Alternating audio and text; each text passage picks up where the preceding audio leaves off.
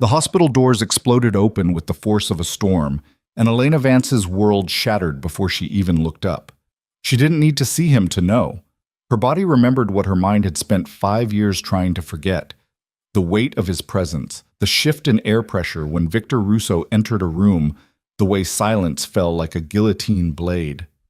Her arms tightened around her feverish son as recognition slammed through her chest. The man she'd fled from, the husband she'd escaped, the monster she'd sworn would never find them, had just walked through those doors. And this time, there was nowhere left to run. Before we begin this story of secrets, survival, and second chances, if you're ready to dive into Elena and Victor's collision of past and present, hit that like button and drop a comment telling me what city you're watching from. I love seeing how far these stories travel. Now, let's begin where everything changes.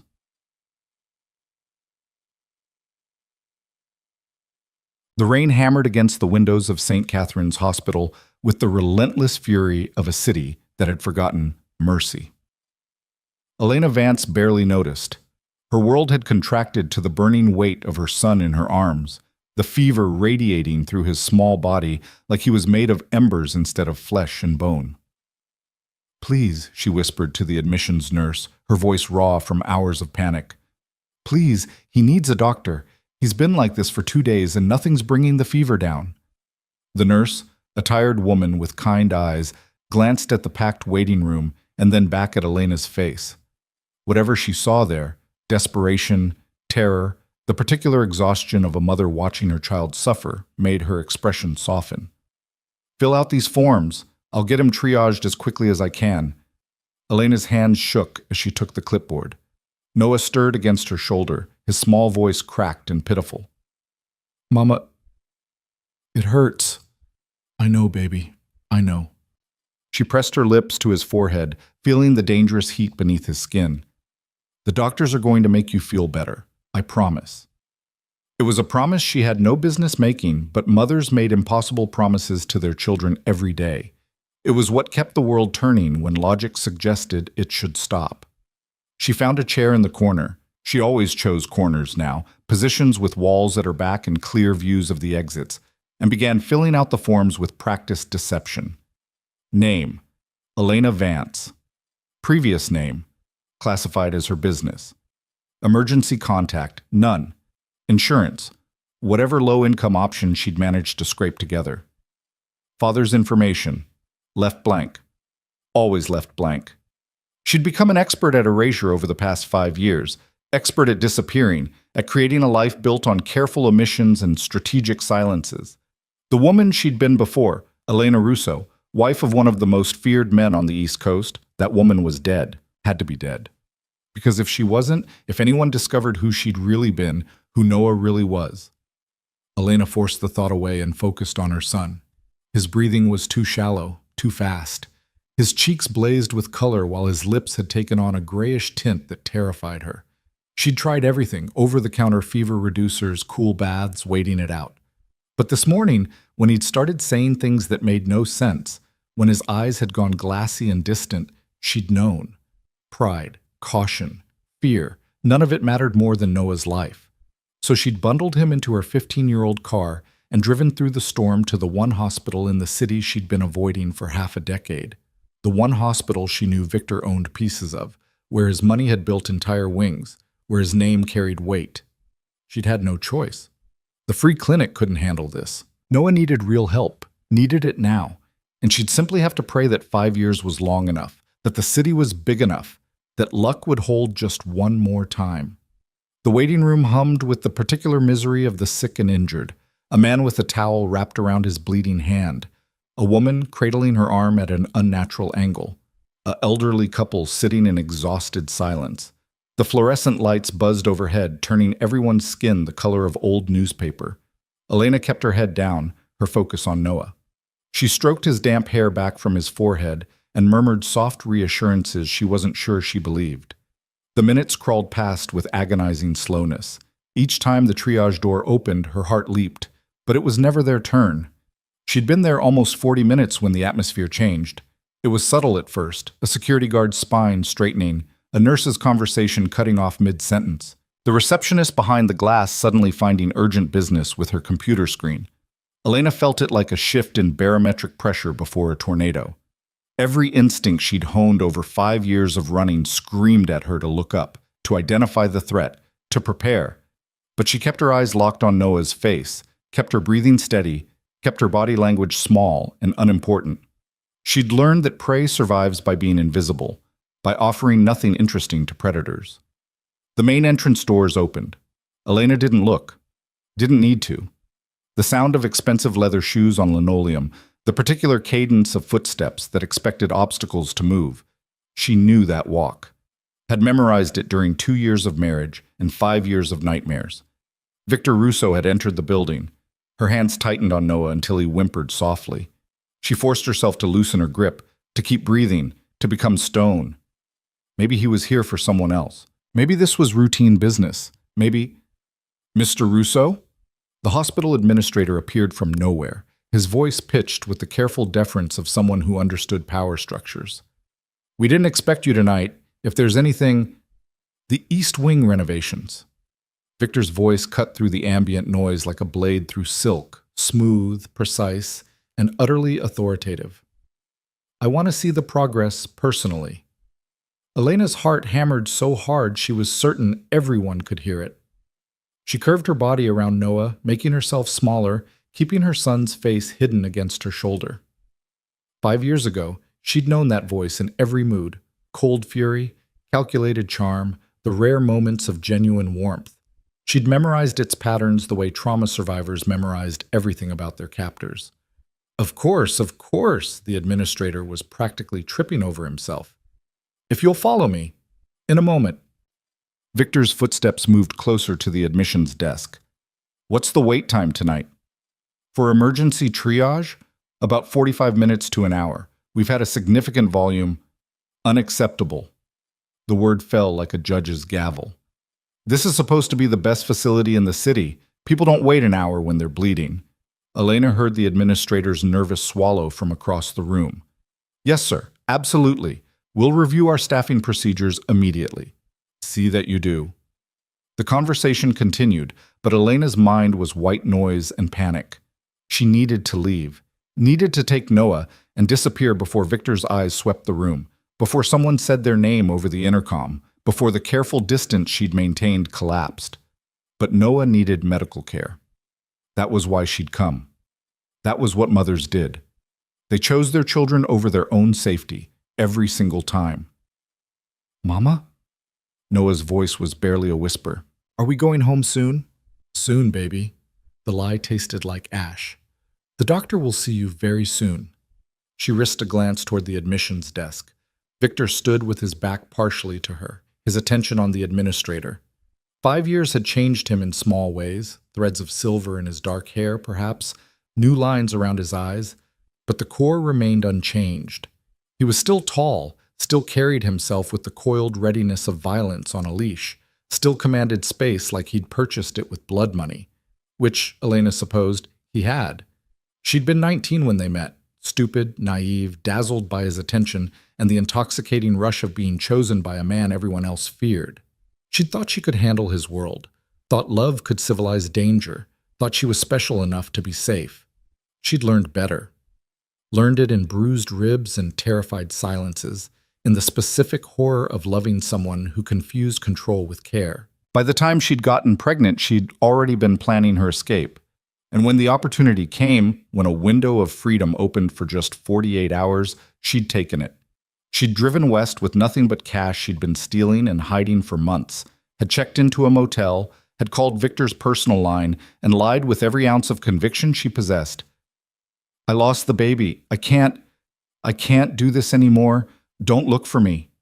Then she'd destroyed her phone, changed her name, and disappeared into the anonymous sprawl of a different city. For 5 years it had worked. Noah Vance? Elena's blood turned to ice. The nurse stood in the triage doorway, clipboard in hand, scanning the waiting room. Noah Vance? We're ready for you.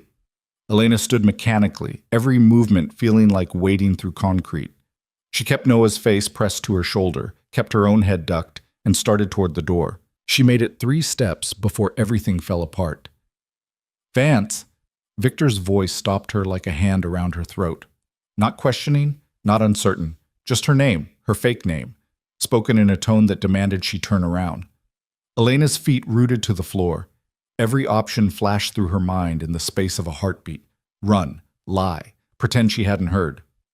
But Noah was limp in her arms, fever hot and getting worse, and running meant abandoning the help he desperately needed. She turned slowly.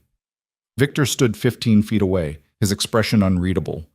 He was dressed in dark slacks and a charcoal shirt, no tie, the sleeves rolled to his elbows in a gesture so familiar it hurt. His eyes, gray like winter storms, like unforgiving steel, locked onto her face. For a moment, neither of them moved. The waiting room faded into irrelevance. 5 years collapsed into nothing. Recognition hit his features like a physical blow. His eyes widened fractionally, his jaw tightening, and something that might have been pain flickered across his expression before it hardened into something far more dangerous. Elena. Her real name this time. A confirmation, an accusation. She couldn't speak, couldn't think, could only stand there holding their son while the world burned down around her. Victor's gaze dropped to the child in her arms. Elena watched the calculations happen behind his eyes. The math of timing, the physical evidence pressed against her shoulder. Noah chose that moment to shift, turning his flushed face away from Elena's chest, revealing small features that were pure Russo genetics. The same strong nose, the same stubborn chin, the same dark hair. Victor's face drained of color. How old? His voice was barely above a whisper, each word carved from stone. How old is he? Elena's arms tightened around Noah instinctively, protectively. Victor. How old? The explosion of volume made everyone in the waiting room flinch. The administrator stumbled backward. Security guards reached for weapons they didn't draw, but Victor's eyes never left Elena's face. How old is he? 5. The words scraped out of her throat. He's 5. She watched Victor do the math, watched him count backward. Watched the moment he understood that the phone call 5 years ago, the grief in her voice when she'd told him their baby was gone, the shattered devastation she'd performed so convincingly, had all been lies. You told me... He couldn't finish the sentence, his hands clenched into fists at his sides, trembling with restraint. You told me our child was dead. Noah Vance? The nurse called again, more uncertain now. We really need to... Nobody moves. Victor didn't look away from Elena, but the command carried absolute authority. The nurse froze. The entire waiting room became a tableau of held breath and terrified silence. Elena's throat closed. She wanted to explain, to justify, to make him understand why she'd run, why she'd lied, why keeping their son hidden had been the only way to keep him safe. But the words wouldn't come. Not with Victor looking at her like she'd killed something sacred. Not with 5 years of rage and grief and betrayal staring her down. Sir. One of the security guards approached with careful deference. Perhaps we should... Get out! Victor's voice was arctic. The guard retreated immediately. Noah whimpered, sensing the tension even through his fever. Mama? The sound of that small voice seemed to crack something in Victor's expression, his eyes fixed on the child, his son, his blood, the boy he'd spent 5 years mourning as dead. And Elena watched emotions cascade across his face too quickly to name them all. Grief, rage, longing, betrayal. Please, Elena found her voice finally, small and desperate. Please, he's sick, he needs a doctor, whatever this is, he needs help first.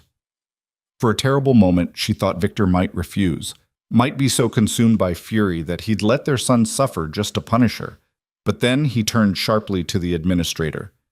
Get Dr. Harrison, now, and clear a private room. Sir, Dr. Harrison is in surgery. Victor's glare could have melted steel.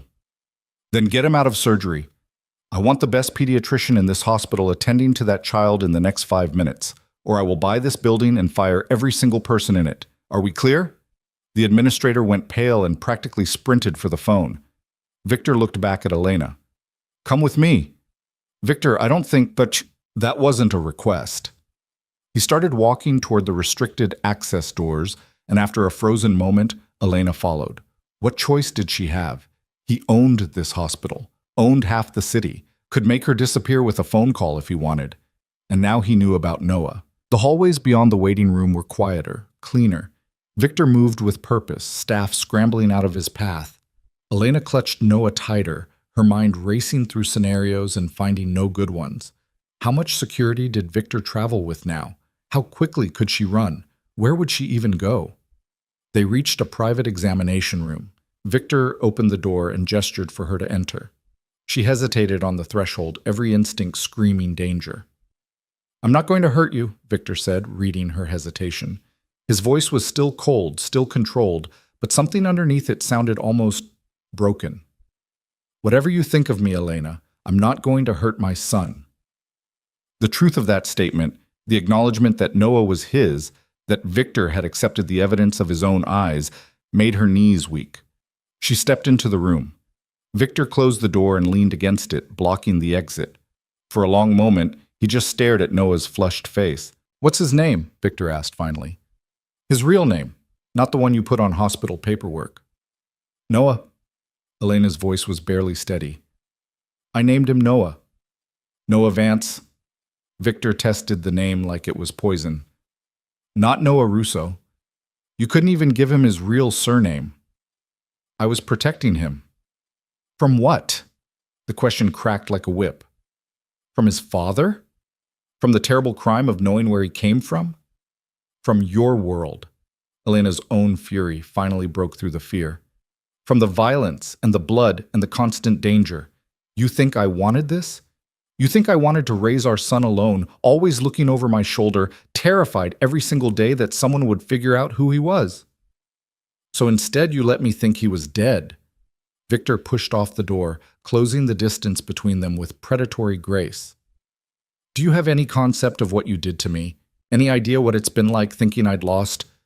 He stopped abruptly, his jaw working. Elena could see him physically restraining himself, wrestling emotions back under control through sheer force of will. A knock at the door shattered the moment. A man in his 50s entered, doctor's coat and professional calm firmly in place despite the obvious tension in the room. "Mr. Russo, I'm Dr. Harrison. I understand we have a pediatric emergency?" "Yes." Victor stepped back, giving the doctor space. "His name is Noah. He's 5 years old. High fever for 2 days, not responding to over-the-counter treatments." Dr. Harrison moved to Elena with practiced efficiency. "May I?" At her nod, he gently took Noah from her arms and laid him on the examination table. Noah whimpered but didn't resist. Elena stood frozen as the doctor worked, taking vitals, checking reflexes, asking her questions about symptoms and duration. She answered mechanically, aware of Victor's presence like a thunderstorm about to break. "His temperature is 104.3, Dr. Harrison said grimly. "We need to get this down immediately. I'm ordering a full panel of blood work, but my initial assessment suggests a severe bacterial infection, possibly pneumonia. Has he been complaining of chest pain?" "He said his ribs hurt," Elena whispered. "Yesterday. I thought he just slept wrong. I want him admitted immediately. 4 antibiotics, fluids, and we'll monitor him closely. This is serious, but caught in time, we should be able to manage it." The relief was so overwhelming, Elena's legs nearly gave out. Dr. Harrison caught her elbow, steadying her with professional kindness. "He's going to be fine," the doctor assured her. "We'll take good care of him." "Thank you." The words came out choked. "Thank you so much." Dr. Harrison turned to Victor. "I'll have a room prepared immediately. Given the circumstances, I assume you want privacy?" "The executive floor," Victor confirmed. "And doctor?" "No one discusses this patient with anyone. Clear the records. Post security. Complete discretion." "Of course." Dr. Harrison didn't even blink at the request. He'd clearly dealt with Victor's demands before.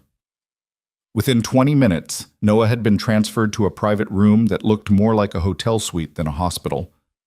The medical equipment was state-of-the-art but discreetly arranged. The bed was actually comfortable. There were windows overlooking the city lights through the rain. Elena sat in a chair next to Noah's bed, holding his hand while IV fluids and antibiotics dripped into his small arm. He'd fallen into a restless sleep, his breathing gradually becoming easier as the medications began working.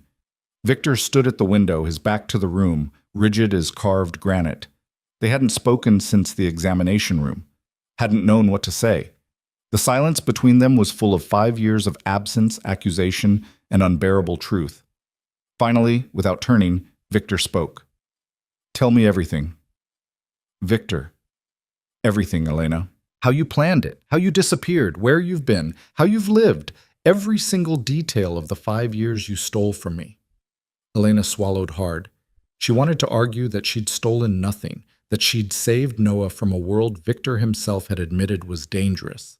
But looking at his rigid shoulders, hearing the barely controlled devastation in his voice, she knew there was no defense he'd accept. So she told him.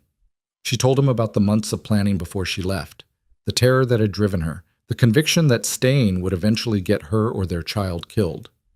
She told him about the motel where she'd made the phone call, about changing her identity, about working 3 jobs in the first year just to afford a 1-bedroom apartment in a neighborhood where gunshots at night were common. She told him about Noah's birth, alone in a county hospital with no one to hold her hand, about learning to be a mother with no help, no money, no family, about every milestone, first steps, first words, first day of school, experienced in isolation because sharing them would mean being found. She told him about the constant vigilance, teaching Noah never to talk about their family, never to share personal details, never to be too memorable. About changing cities twice when she thought she'd been recognized, about the exhausting weight of living under assumed names. Victor listened without moving, his reflection in the rain-streaked window revealing nothing. When Elena finally fell silent, her throat raw, Victor turned to look at his son. Noah slept peacefully now, his color already better, his breathing steady. "He looks like me," Victor said softly. It wasn't a question. "Yes." "Does he know anything? About me? About his real name?" Elena shook her head. "I told him his father wasn't in the picture, that it was complicated, that I'd explain when he was older." More lies. But the accusation lacked heat. Victor moved closer to the bed, staring down at Noah with an expression Elena had never seen on his face before, naked longing mixed with crushing grief. 5 years. I've missed 5 years of his life." "I know." Elena's voice broke. "Victor, I know what I took from you, but I was scared. You have to understand, I was terrified every single day that someone would hurt him to get to you, that he'd become a target, that... Did I ever hurt you?" The question came out of nowhere, stopping her mid-sentence. Elena froze. "What?" "In our marriage. Did I ever lay a hand on you in anger? Ever threaten you? Ever give you reason to fear for your physical safety?" The question hung between them like a blade. "No," Elena admitted finally, reluctantly. "You never hit me." "Then why?" Victor's hands clenched at his sides. "Why did you think I'd let anyone hurt our child? Why did you think I couldn't keep you both safe?" "Because your world is violent." Elena stood, her own anger rising to meet his. "Because people die around you, Victor. Because no matter how much power you have, no matter how careful you are, your enemies exist and they will always look for weaknesses. And a child? A son? He's the perfect weapon against you. So you decided to face the world alone rather than trust me to protect you. I decided to remove us from the equation entirely, to make sure Noah never had to live in fear, never had to wonder if today was the day someone would use him to destroy you. Noble, the word dripped sarcasm. And convenient. You get to play the martyr while I get to mourn a son who wasn't actually dead. That's not fair." "Fair?" Victor's control finally shattered. His voice rose to a roar that made Elena step back instinctively. "You want to talk about fair? You lied to me. You let me think our child was dead. Do you have any concept of what that did to me?" "Victor, please." Elena glanced at Noah, but miraculously, he slept through the explosion. Victor followed her gaze and visibly wrestled himself back under control. When he spoke again, his voice was deadly quiet. "I have done terrible things in my life, Elena. I won't pretend otherwise. But I have never lied to you. Even when the truth was dangerous, even when it would have been easier to deceive you, I gave you honesty. And you repaid that with the worst betrayal I can imagine. Tears burned Elena's eyes.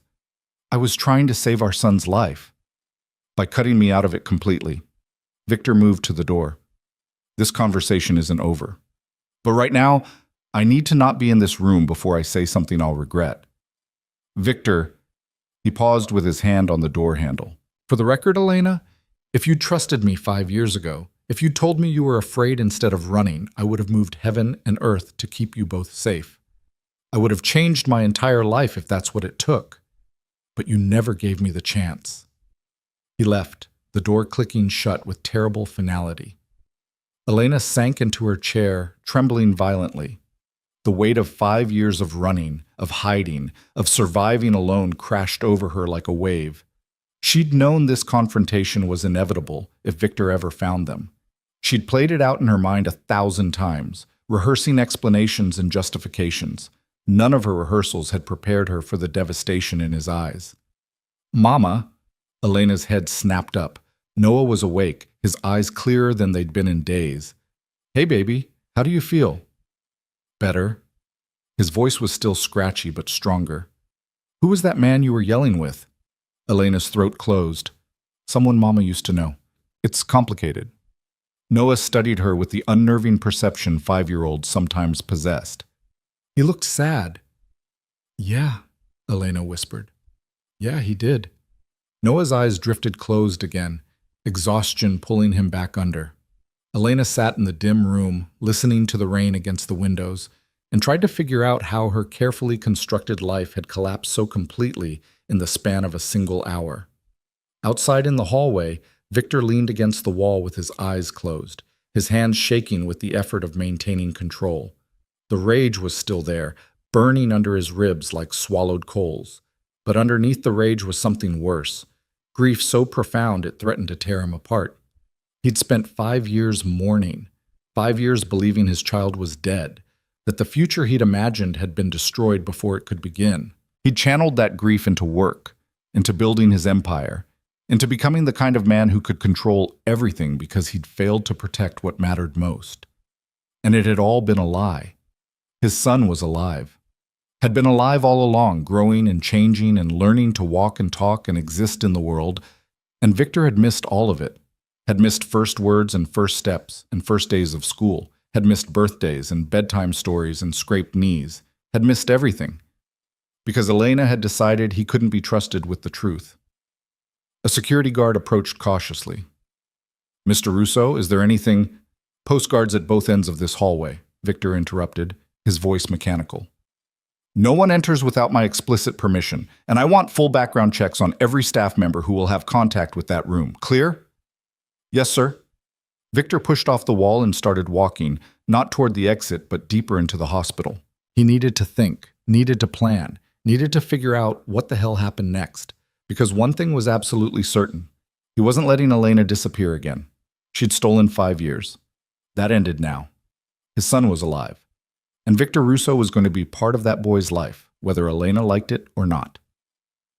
The rain continued falling outside, washing the city clean of nothing at all, while inside St. Catherine's Hospital, 3 lives balanced on the edge of transformation none of them were ready for. Noah slept peacefully, his small body fighting off infection with the help of modern medicine and resources his mother could never have afforded alone. Elena sat vigil beside him, trying to imagine a future where Victor Russo knew his son existed and hadn't already destroyed everything she'd built. And Victor stood alone in an empty hallway, staring at his reflection in a window, trying to reconcile the man he'd become with the father he'd never had the chance to be. The storm outside intensified, lightning illuminating the city in brief, brilliant flashes. But inside the hospital, in that quiet room on the executive floor, a different kind of storm was only just beginning. And none of them had any idea how to survive it. The first gray light of dawn found Victor still awake, seated in the hospital administrator's office with a phone pressed to his ear and murder in his eyes. He'd spent the past 6 hours making calls, issuing orders, and systematically dismantling the life Elena had built on lies. I don't care what time it is, Marcus, he said into the phone, his voice deadly calm. I want every detail. Where she's been living, where she works, what name she's using on the lease, bank accounts, everything. And I want it before she wakes up. Marcus Chen, Victor's head of security and the closest thing he had to a friend, didn't waste time asking questions. Consider it done. Should I arrange transport? No, not yet. Victor rubbed his eyes, exhaustion pulling at him. She's not running this time. I'm making sure of that. He ended the call and stared at the city coming to life beyond the window. Somewhere in this sprawling metropolitan chaos, Elena had built a life without him, had created routines and rituals, had made friends perhaps, had tucked their son into bed every night, and told him stories that probably cast Victor as the villain. The thought made his jaw clench so hard his teeth ached.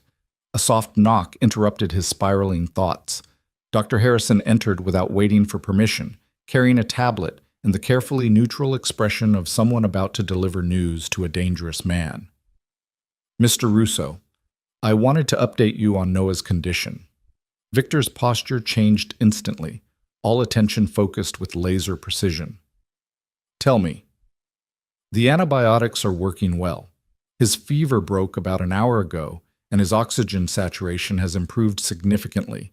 The blood work confirms bacterial pneumonia, but we caught it early enough that I'm optimistic about a full recovery. The relief was so intense, it felt like a physical blow. Victor's hands gripped the armrests of his chair, knuckles white. How long will he need to stay? I'd recommend at least 3 more days of IV antibiotics and monitoring. Pneumonia in children can be unpredictable, and given his age, whatever he needs, Victor interrupted. Money isn't an object. I want the best care possible. Of course. Dr. Harrison paused, choosing his next words carefully. The mother hasn't left his side. She's been awake all night. Victor's expression hardened. Has she asked about leaving? No, she seems... The doctor trailed off diplomatically. Trapped, Victor supplied, his voice bitter. That's because she is. Dr. Harrison had worked with Victor long enough to know when to retreat. I'll continue monitoring Noah's progress. Is there anything else you need? Privacy, and make sure she has access to whatever food or amenities she wants. I'm not a monster. The doctor left, and Victor was alone again with his thoughts. The irony of that last statement wasn't lost on him. He'd spent 15 years building a reputation as exactly that, a monster, a man to be feared, someone who crushed opposition without mercy. It had served him well in business, in the underworld territories he controlled, in the chess game of power that defined his existence. But what good was any of it if his own wife had been so terrified she'd faked their child's death to escape him? The question burned like acid. Victor stood abruptly, unable to sit still any longer. He needed to see Noah again, needed the visual confirmation that his son was real, was breathing, was alive. The past 5 years of grief had carved hollow spaces in his chest, and the revelation that it had all been unnecessary felt like dying in reverse, painful, disorienting, and impossible to process. He made his way through the early morning quiet of the hospital, his security detail materializing from corners and doorways to follow at a discreet distance. The executive floor was sealed tight. Only staff with explicit clearance permitted access. Victor had learned long ago that safety required paranoia. Outside Noah's room, he paused. Through the small window in the door, he could see Elena exactly where Dr. Harrison had described, curled in the chair beside the bed, her hand wrapped around Noah's smaller one, her eyes closed, but her posture suggesting sleep hadn't found her. She looked exhausted, older than he remembered, though still beautiful in the way that had first caught his attention 7 years ago. But the softness he'd fallen for had been replaced with sharp edges, with the weathered resilience of someone who'd survived by becoming harder than their circumstances. He'd done that to her. The knowledge sat heavy in his gut. Victor pushed open the door as quietly as possible, but Elena's eyes snapped open immediately, her entire body tensing. She was on her feet before he'd taken 2 steps, positioning herself between him and Noah with the fierce instinct of a mother protecting her young. Relax, Victor said quietly. I'm just checking on him. Elena didn't relax.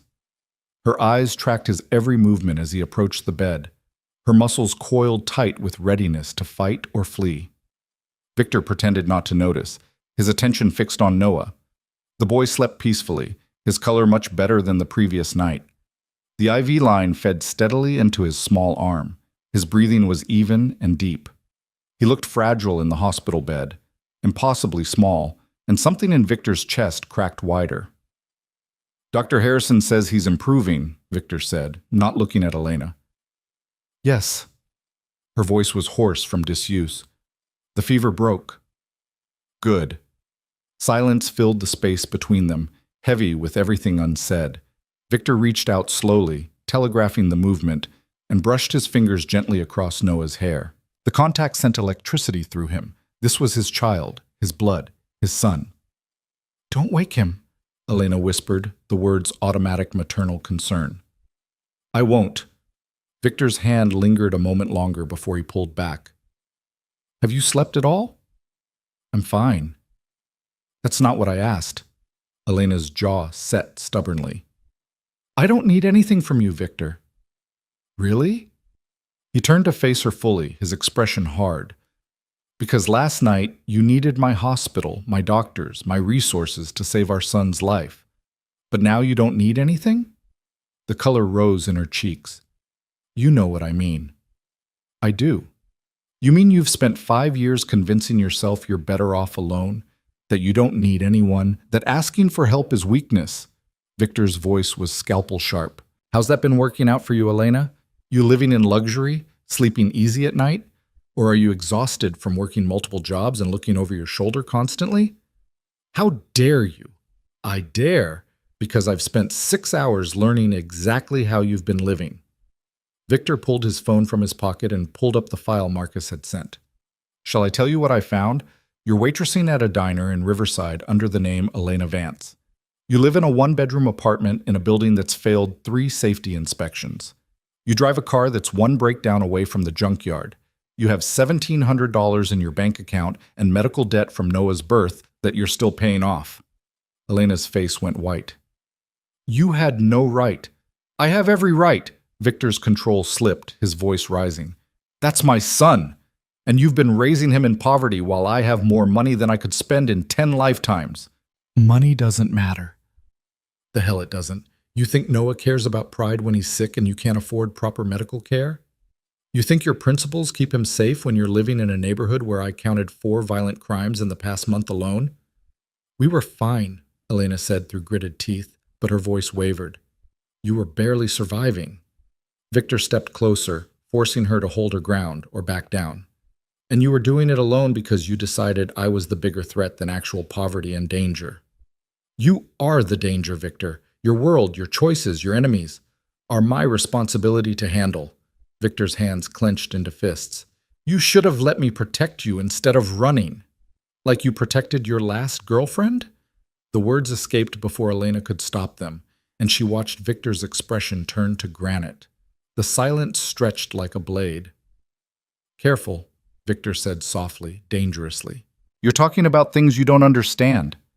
"I understand she ended up dead." Elena's voice shook, but she didn't back down. "I understand that loving you makes people targets. I understand that—" "Christina's death had nothing to do with me," Victor interrupted, his voice cold as Arctic wind. "She was killed by a drunk driver. Random chance.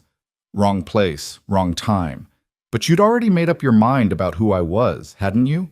You'd decided I was poison, and nothing I could say would convince you otherwise." Elena swallowed hard.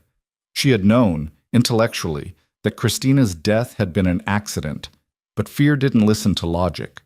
Fear took coincidence and turned it into pattern, took possibility and turned it into certainty. "I was pregnant and terrified," she said finally. "I couldn't think straight. All I could see was worst-case scenarios." "So you created one instead." Victor turned back to Noah, his profile harsh in the early morning light. "You made sure the worst case came true by making me think my child was dead." "I thought it was better than the alternative." "Did you?" Victor's laugh was bitter. "Or did you just want an excuse to leave? Because let's be honest, Elena, our marriage wasn't perfect. I worked too much. I made decisions without consulting you. I brought you into a world you never wanted to be part of. Maybe you saw pregnancy as the perfect escape route." The accusation hit harder than Elena expected. "That's not—" I didn't convince me. Victor turned to face her again. Convince me this was all about protecting Noah and not about you wanting out. Elena's hands trembled. The truth was complicated, messy, impossible to explain in simple terms. Yes, she'd been afraid, genuinely bone-deep terrified of raising a child in Victor's world. But had part of her also been relieved to have a reason to run, to escape a marriage that had begun to feel like a beautiful cage? I won't apologize for leaving, she said instead of answering directly. I won't apologize for choosing my son's safety over your feelings. Even though his safety was never actually threatened by me? By your lifestyle, by the people you associate with, the business you conduct, the enemies you make, all of which I would have handled differently if I'd known I had a son to protect. Victor's frustration bled through every word. You didn't give me the chance to change, Elena. You just decided I wasn't capable of it and disappeared. People like you don't change, Elena shot back. You are who you are, Victor. The violence, the control, the constant calculation, that's not something you just switch off because you became a father. You're right, Victor said quietly, and the agreement caught her off guard. I can't switch it off, but I could have redirected it, could have used everything I am to keep you both safe instead of being left in the dark. Noah stirred in the bed, a small sound of distress escaping him. Both adults immediately fell silent, attention shifting. Elena moved to his side instantly, her hand gentle on his forehead. Shh, baby, it's okay. Mama's here. Noah's eyes fluttered open, still glazed with sleep and medication. Mama? Right here. How do you feel? Thirsty. Elena reached for the water cup on the bedside table, helping him take small sips through the straw. Victor watched the interaction with an expression Elena couldn't quite read, longing mixed with something that might have been grief. Noah's gaze drifted past Elena and landed on Victor. The boy's eyes widened slightly, a spark of recognition despite never having met this man before. You're the man from last night, Noah said, his voice still scratchy. The one Mama was yelling with. Victor's throat worked. Yes, Yes. Why were you yelling? The directness of childhood cutting through complexity to the simple question underneath. Because grown-ups sometimes disagree about important things, Elena said quickly, shooting Victor a warning look. But Noah's attention stayed fixed on Victor with unnerving focus. You look like my picture. Elena's blood froze. What picture, honey? The one in Mama's drawer, the man in the suit by the water. Noah's fever-bright eyes didn't leave Victor's face. Are you him? Elena's mouth went dry. She'd kept exactly one photograph from her old life, hidden in her underwear drawer where Noah should never have found it. A picture of Victor at some fundraising event, standing by the harbor in a perfectly tailored suit, looking every inch the powerful man he was. Noah, you shouldn't go through Mama's things. I was looking for socks, Noah said with the logic of 5-year-olds everywhere. But I saw the picture and Mama looked so happy in it. Why don't we have more pictures? The question hung in the air like an accusation. Victor's eyes found Elena's across the bed, and she saw the moment he understood. She'd kept a photograph. Despite everything, despite 5 years of running and hiding and pretending he didn't exist, she'd kept one picture. That's a conversation for when you're feeling better, Elena said, her voice strained. Right now you need to rest. But I want to know, Noah. The gentle firmness of a mother who knew how to redirect without crushing curiosity. Rest first, questions later. Noah's lower lip pushed out, but exhaustion was already pulling at him. Promise? I promise. The boy's eyes drifted closed again, his breathing evening out almost immediately. The medication and his body's need for healing were stronger than his curiosity. Elena released a shaky breath, her hands trembling as she adjusted Noah's blankets unnecessarily. When she finally looked up, Victor was staring at her with an intensity that made her want to run. You kept a picture, he said softly. It doesn't mean anything. Doesn't it? Victor moved around the bed, close enough that Elena could smell his cologne, the same one he'd always worn, familiar and devastating. You kept a picture of us, of a time when you were happy with me. I kept a picture for Noah, Elena corrected, but her voice lacked conviction. in case he ever asked about his father. And what were you going to tell him? When he got old enough to ask why his father wasn't in his life? Elena's hands twisted together. I don't know. The truth, eventually, that his father was a complicated man who lived a dangerous life. Complicated. Victor's laugh was hollow. Is that what we're calling it? What would you call it? Honest. The word fell between them like a stone. I never lied to you about who I was, Elena. I never pretended to be something safe or easy. You knew what you were getting into. I was 19 years old. Elena's composure cracked. I was a kid who thought she was mature enough to handle your world.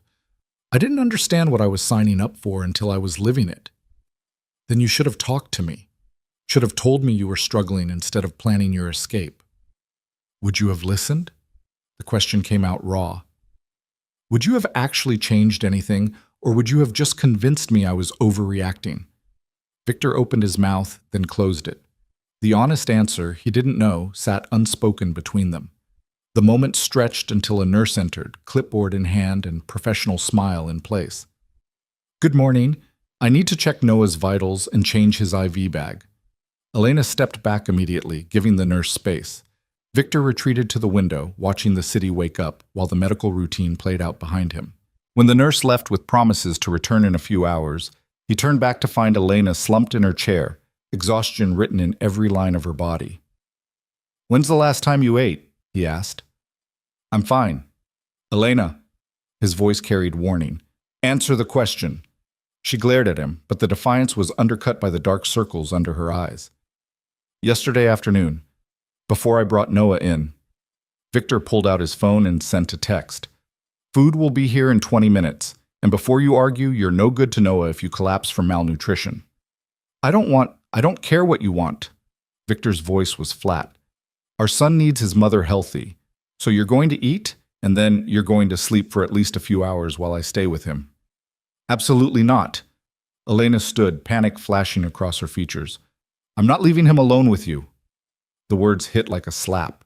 Victor's jaw clenched, his eyes going hard. Alone with me, as if I'm some kind of threat to my own child. I didn't mean, yes, you did. Victor moved closer, his presence overwhelming in the small space. You've spent 5 years painting me as the villain in your head, the dangerous man, the one who can't be trusted. So much so that you'd rather collapse from exhaustion than let me watch over him for a few hours. Elena's throat tightened. You're being unreasonable. I'm being unreasonable? Victor's voice rose despite his obvious effort to control it. I found out 12 hours ago that my son has been alive this entire time. 12 hours, Elena, and you're already acting like I'm going to hurt him the second you turn your back. That's not what I think. Then what do you think? The question was almost a shout. Because from where I'm standing, you've made it crystal clear that you trust your own paranoia more than you ever trusted me. The accusation hung between them, sharp and cutting. Elena wanted to deny it, but the words stuck in her throat, because he wasn't entirely wrong. She had built Victor into a boogeyman in her mind, had taken her fear and shaped it into certainty that he represented danger. But she'd also lived with him, had seen the casual violence he was capable of, the cold calculations, the way he could switch from charming to terrifying in a heartbeat. Those weren't paranoid fantasies, those were memories. I've seen what you do to people who cross you, she said quietly. I've seen you destroy lives without blinking. Maybe I'm terrified because I have good reason to be. Victor's expression shifted, something that might have been pain flickering across his features before the mask slammed back down. I have never hurt someone who didn't pose a threat to me or mine. Every action I've taken, every decision I've made has been calculated and justified. Justified by whose standards? By the standards of survival in a world you never understood. Victor's voice was cold now, distant. You lived in my world for 2 years and saw only the surface. You have no idea what I've protected you from, what threats I've eliminated before you even knew they existed. Then tell me. Elena stepped closer, challenging. Explain it to me. Make me understand why the violence was necessary. You wouldn't believe me if I did. Try me. Victor stared at her, and for a moment Elena saw past the armor to the man underneath, exhausted, grieving, and impossibly alone. But then Noah stirred again, making a small sound of discomfort, and the moment shattered. Elena turned to their son immediately, her hand gentle on his forehead. "Still no fever. That's good." "Mama?" Noah's voice was drowsy. "Can I have pancakes?" The absolute normalcy of the request made Elena want to laugh and cry simultaneously. "When you're feeling better, baby. Right now, your stomach needs to stay calm." "But I'm hungry." "I know. The nurse said you can have some broth and crackers in a little while." Noah made a face but didn't argue further, his eyes already drifting closed again. Elena sat back down, her movements automatic, maternal instinct overriding her own exhaustion. Victor watched this exchange with an expression Elena couldn't decipher. When Noah was asleep again, Victor spoke quietly. "He asks for what he wants, doesn't hedge or hide it. He's 5. Subtlety isn't exactly his strong suit yet." "Good." Victor's voice was firm. "I don't want him learning to hide what he needs. Not like—" He trailed off, but Elena understood. "Not like you did." The unspoken words echoed anyway. A knock at the door interrupted them. A hospital staff member entered with 2 large bags from what was clearly an expensive restaurant. "Mr. Russo, your order." Victor took the bags with a nod of dismissal, then set them on the table near Elena's chair. The smell of real food, not hospital cafeteria offerings, filled the room. Elena's stomach growled traitorously. "Eat," Victor commanded, pulling out containers. "And don't bother arguing. You're running on fumes, and we both know it."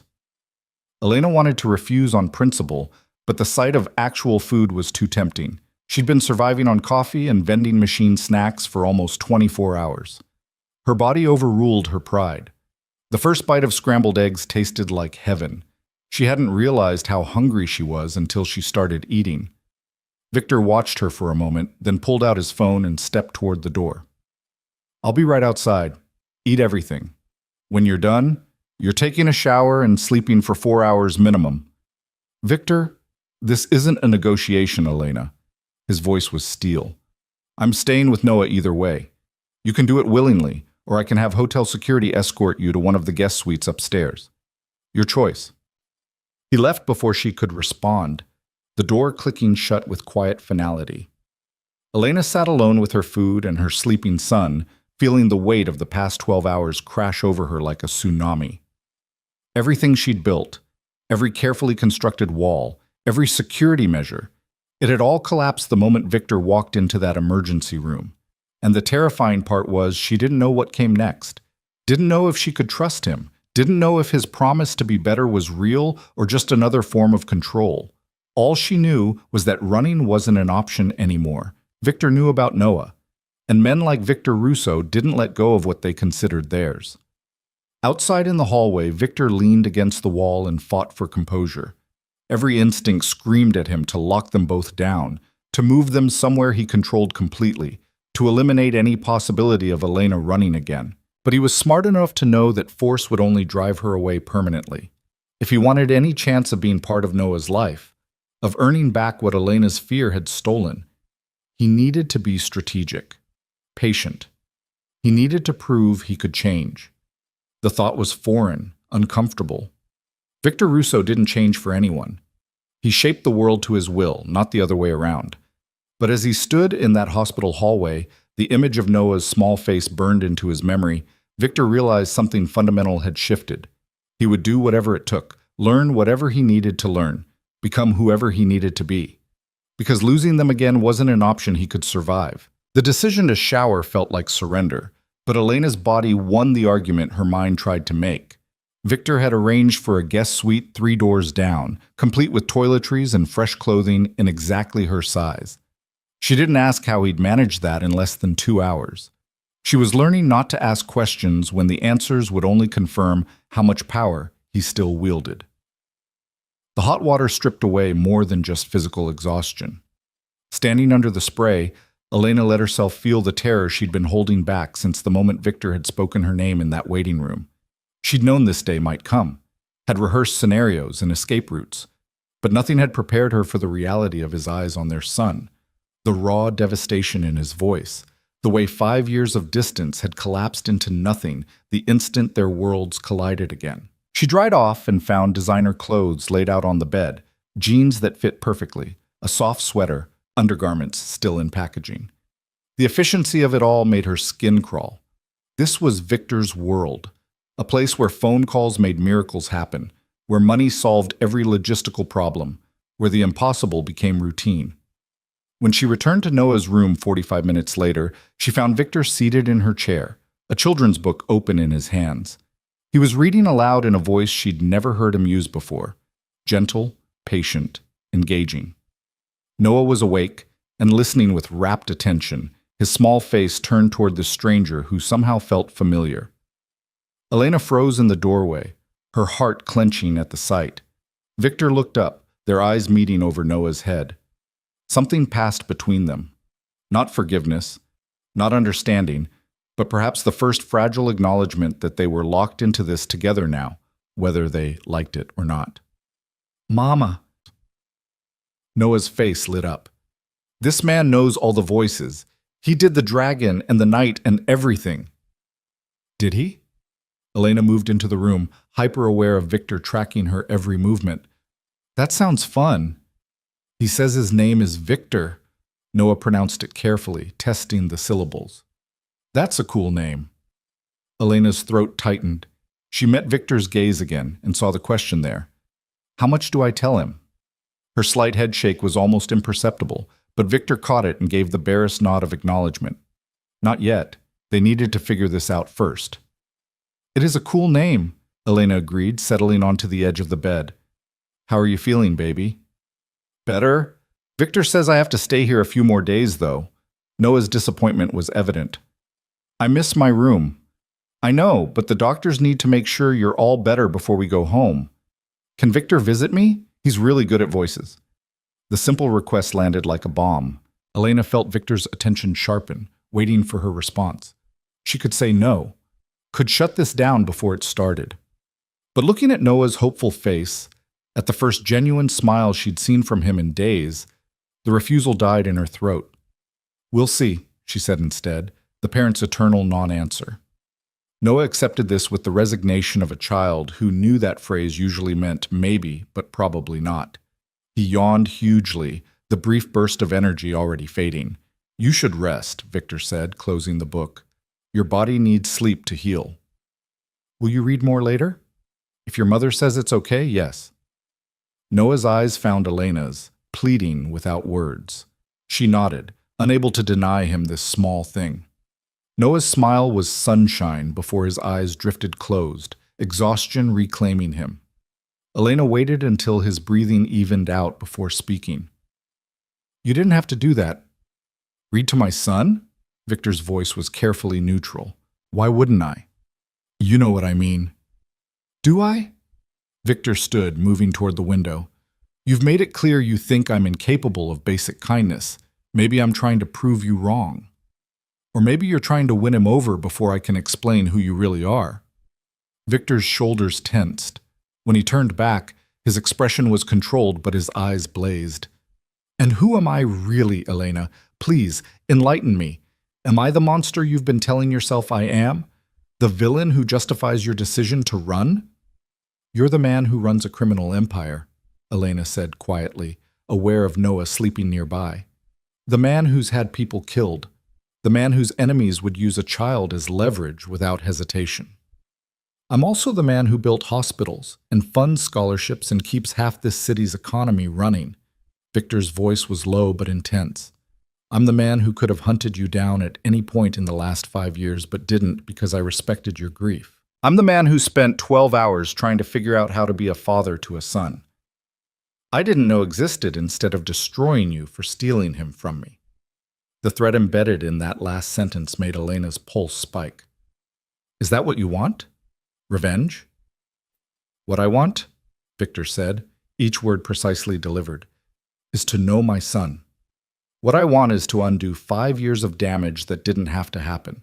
What I want is for you to stop looking at me like I'm about to hurt you when I have never, not once, raised a hand to you in anger. There are other ways to hurt people besides hitting them. Victor's jaw clenched. You're right. There are. And watching you walk away believing our child was dead? That hurt worse than any physical wound I've ever taken. So maybe we're even. Elena wanted to argue that they weren't even close to even, but the devastation that flickered across Victor's face stopped her. She'd been so focused on her own fear, her own justifications, that she hadn't really let herself consider what her deception had cost him. The image of Victor mourning a child who wasn't dead, grieving a future that hadn't actually been destroyed, it complicated the simple narrative she'd built where she was purely the victim and he was purely the threat. "I never wanted to hurt you," she said finally. "But you did it anyway." Victor's voice was flat. "You chose the option that destroyed me rather than trusting me enough to try." "I was scared." "I know." The admission seemed to cost him. "I know you were scared, but fear doesn't justify what you did, Elena. It explains it, but it doesn't excuse it." Before Elena could respond, the door opened and Dr. Harrison entered with a nurse. "Good morning. I hear our patient is doing much better." The interruption fractured the moment. Elena retreated to her chair while Victor stepped back, both of them watching as the medical team checked Noah's vitals and made notes on tablets. The nurse changed his IV bag with practiced efficiency while Dr. Harrison examined him gently. "Excellent progress," the doctor announced. "Temperature normal, lungs clearing nicely. I'd say we're on track for discharge in 2 to 3 days if this trajectory continues." "And after discharge?" Victor asked. "What kind of care will he need?" "Rest, mainly. Light activity for another week. Finish the course of oral antibiotics. A follow-up appointment in 10 days to ensure everything's cleared completely." Dr. Harrison glanced between them. "Will he be recovering at home, or—" The question hung weighted in the air. Elena opened her mouth to say, of course he'd be coming home with her, but Victor spoke first. "That's still being determined," he said smoothly. "We'll let you know." Dr. Harrison, wisely reading the tension, simply nodded. "Of course. We'll continue monitoring his progress. Call if you need anything." When the medical team left, Elena turned on Victor with barely controlled fury. "Excuse me? Still being determined?" "Keep your voice down," Victor said mildly, glancing at Noah. "Don't tell me what to do. He's coming home with me when he's discharged." "To that apartment in Riverside?" Victor's voice was deceptively calm. "The one in the building that failed safety inspections? Where you'll go back to working double shifts and leaving him with whatever babysitter you can afford while you're gone?" "That's my life." "It was your life," Victor corrected. "Past tense. Everything changed the moment you walked into my hospital with my son." Elena felt ice slide down her spine. "What are you saying?" "I'm saying that things are different now. I'm saying that Noah deserves better than scraping by. I'm saying that you don't get to make unilateral decisions about his welfare anymore. You can't just take him from me." "Can't I?" Victor's eyes were cold steel. "I have unlimited resources, Elena. I have lawyers who could bury you in paperwork. I have evidence that you've been raising him in poverty when his father has more than enough wealth to provide for him. I have documented proof that you faked his death and kept him from me for 5 years." Elena's hands trembled. "You wouldn't." "Tell me why I wouldn't." Victor moved closer, his presence overwhelming. "Give me one good reason why I should let you walk out of here with him when you've proven you can't be trusted." "Because I'm his mother." The words came out choked. "Because he loves me and needs me, and you trying to take him away would destroy him." "Then don't make me take him." Victor's voice dropped to something almost gentle. "Work with me instead of against me. Let me help. Let me provide for him properly." "In exchange for what?" Elena's voice was bitter. "My freedom? My autonomy? Accepting whatever terms you dictate?" "In exchange for letting me be his father." The raw honesty in Victor's voice caught her off guard. "That's all I want, Elena. A chance to know my son. To be part of his life. To give him the things you can't give him alone." "Things like what? Money? Your name?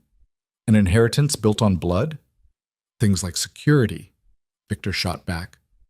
"Medical care without worrying about the bill, education, opportunities, a future that isn't defined by struggling to survive."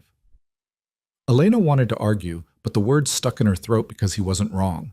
She'd been giving Noah everything she had, but everything she had wasn't much. She'd watched him wear shoes until they fell apart because new ones weren't in the budget. She'd packed him lunches of whatever was on sale because organic food was a luxury she couldn't afford. She'd lied about why he couldn't do activities other kids did, why birthday parties had to be small, why Christmas meant one modest gift instead of the pile he saw advertised. She told herself love was enough, that stability mattered more than stuff, that she was protecting him from something worse. But what if she'd been wrong? "I need time," she said finally, her voice small. "I need to think." "You have until he's discharged." Victor's tone was implacable.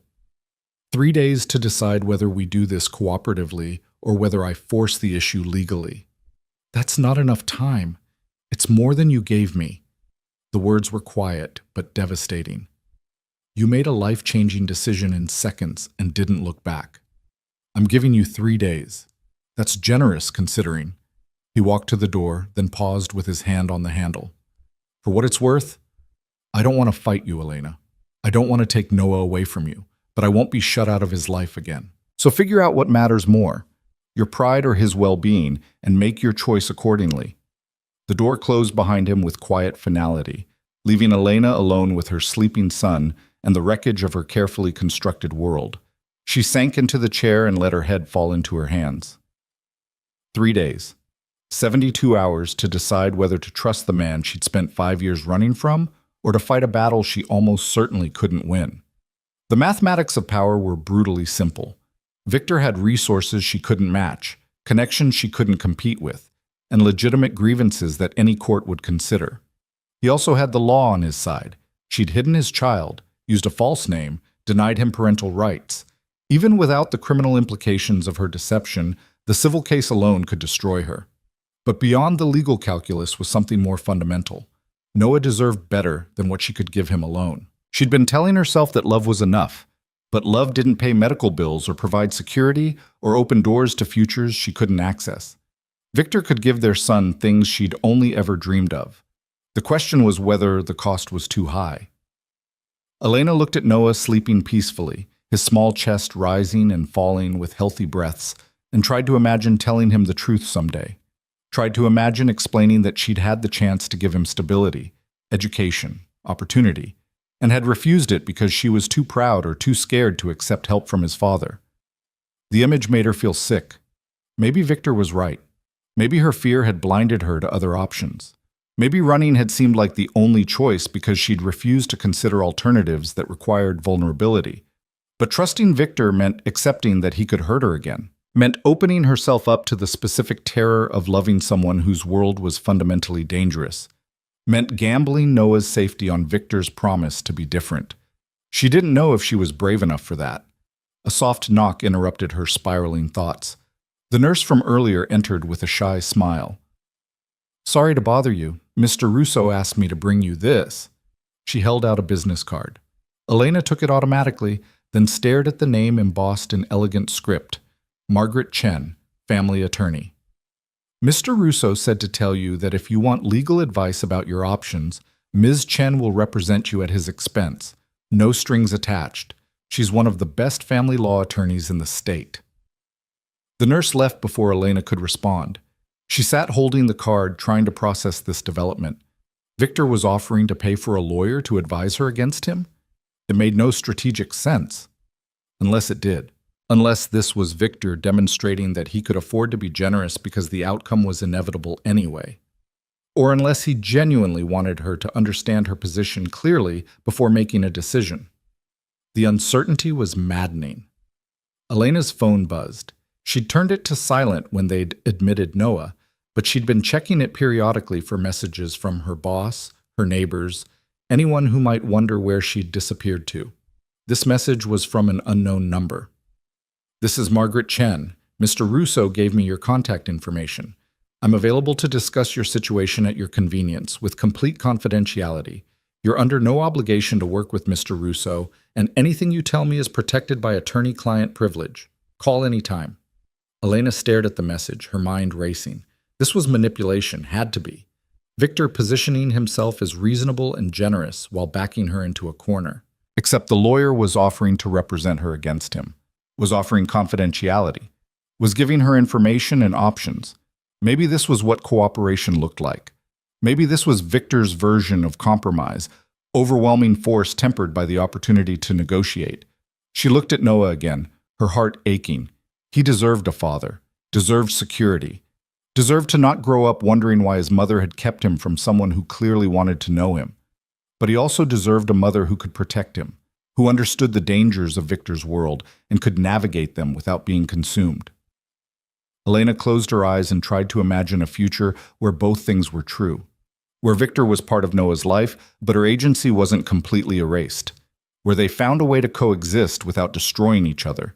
It seemed impossible, but maybe impossible was better than the alternative. She picked up her phone and dialed the number Margaret Chen had provided. It rang twice before a professional voice answered. "This is Margaret." "Hi, this is Elena Vance, or Elena Russo. I don't actually know which name to use anymore." The admission felt like defeat. "Elena is fine." Margaret's voice was warm but businesslike. "I'm glad you called. I've reviewed the situation as Mr. Russo described it, but I'd like to hear your perspective. Are you somewhere we can talk privately?" Elena glanced at Noah, still sleeping. "More or less." "Then let's start with the basics. What do you want the outcome of this situation to be?" The question was so direct it caught Elena off guard. I want Noah to be safe and happy." "That's a given. Every parent wants that. I'm asking what you want for yourself. What does a good outcome look like from your perspective?" Elena tried to put it into words. "I want to be able to make decisions about my son's life. I want to not live in fear that Victor will take him from me. I want Noah to have stability and security, but not at the cost of losing his mother." "Those are reasonable goals," but Margaret paused. "Now, let me ask you something harder. Do you believe Mr. Russo when he says he wants to be part of Noah's life?" "I don't know," Elena admitted. "I believe he thinks he wants it right now. But Victor's track record with commitment to anything other than his business isn't great." "Fair assessment. But here's what I need you to understand. Legally, Mr. Russo has significant leverage. He has grounds for a paternity suit, potential fraud charges related to the falsified death claim, and enough resources to make a custody battle extremely expensive for you. If he wanted to crush you legally, he could." Elena's chest tightened. "So you're saying I have no options?" "I'm saying you have fewer options than you'd like, but more than you might think. Mr. Russo offering to pay for my services suggests he's not looking for total war. That gives us room to negotiate." "Negotiate what?" "A custody arrangement that protects your parental rights while acknowledging his. Legal safeguards that prevent him from unilaterally taking Noah. Financial support that doesn't come with strings attached to your autonomy. The details matter, and that's where I come in." Elena felt something loosen in her chest. Someone was offering to help her navigate this, to fight for her interests even against Victor's power. It felt like the first solid ground she'd found since this nightmare began. "What do I need to do?" "First, meet with me in person, tomorrow if possible. We'll go through everything. Your history with Mr. Russo, the circumstances of Noah's birth, your life over the past 5 years. Then we'll build a strategy that maximizes your leverage in negotiations." "I don't have leverage." "You have Noah's well-being and happiness, which Mr. Russo clearly cares about. You have 5 years of successful parenting. You have the moral high ground on actually being present for your son's entire life. Don't underestimate what that's worth." After the call ended, Elena felt fractionally better. Still terrified, still uncertain, but no longer completely powerless. Margaret had given her something to work with, a framework for thinking about the situation beyond just panic and surrender. She was so lost in thought that she didn't notice Noah had woken up until his small hand touched her arm. "Mama, why do you look sad?" Elena forced a smile. "Just tired, baby. How are you feeling?" "Hungry, really hungry this time." "That's a good sign. Let me call the nurse and see about getting you some real food." Noah's eyes brightened, then grew thoughtful. "Mama, can I ask you something?" "Of course." "Is Victor my dad?" The question stopped Elena's heart. She stared at her son, trying to figure out how he'd made that leap. "Why would you ask that?"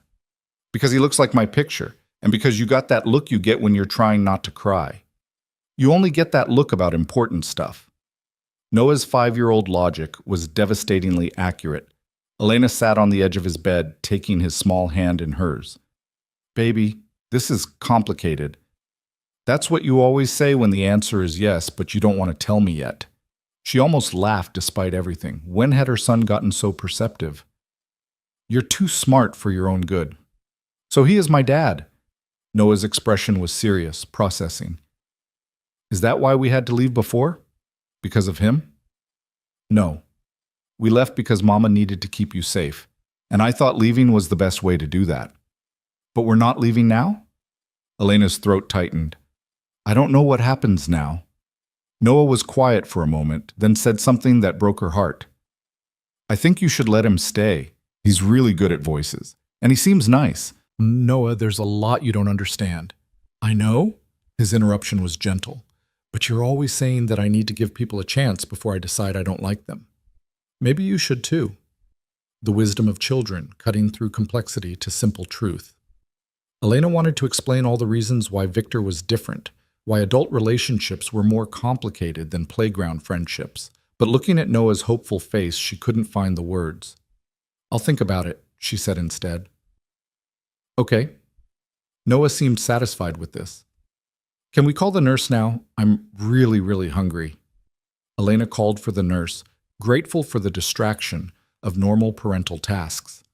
While Noah ate applesauce and crackers with the enthusiasm of someone who'd been denied food for days, Elena's mind churned through possibilities and scenarios. 3 days to decide. 72 hours to determine the course of all their futures. She thought about Margaret's words, leverage and negotiation, protecting rights while acknowledging realities. She thought about Victor's devastation, the 5 years of grief she'd caused. She thought about Noah's simple request to give his father a chance, and she thought about the photograph she'd kept hidden in a drawer for 5 years, the one Noah had found, the one that captured a moment when she'd been genuinely happy with Victor, before fear had twisted everything into threat. Maybe there was a path forward. Maybe it required more courage than running ever had. Maybe trust was harder than escape, but ultimately necessary. Or maybe she was delusional, and 3 days from now she'd be trapped in a nightmare with no exit. Elena didn't have answers. But for the first time since Victor had walked back into her life, she had the beginning of a plan. And that was something. Outside in the parking garage, Victor sat in his car and tried to remember how to breathe normally. The conversation with Elena had taken every ounce of control he possessed. He'd wanted to rage, to demand, to use every weapon in his arsenal to ensure he never lost Noah again. But he'd held back, had offered cooperation instead of conquest, had given Elena resources to fight him because the alternative, crushing her and traumatizing their son in the process, was unacceptable. His phone rang. Marcus Chen, right on schedule. Talk to me, Victor said. Margaret's on the phone with Elena now. Should have preliminary assessment within the hour. Marcus paused. You sure about this? Giving her ammunition to use against you? I'm sure. Victor closed his eyes. This only works if she chooses it, Marcus. Force will give me legal custody, but cost me everything that actually matters. You've changed. Not yet, but I'm trying to. The meeting with Margaret Chen happened the next morning in a conference room the hospital made available at Victor's request. Elena had left Noah with a pediatric nurse who specialized in keeping sick children entertained, though leaving him even for an hour felt like abandoning her post. Margaret was in her late 40s with sharp eyes and an air of competence that immediately put Elena at ease. She'd brought a leather portfolio and a recording device, which she set on the table between them. Everything we discuss is confidential, Margaret began, even from Mr. Russo, who's paying my retainer. My loyalty is to you and your interests. Understood? Elena nodded, something tight in her chest loosening slightly. Good. Now tell me everything, starting from the beginning. How did you meet Victor?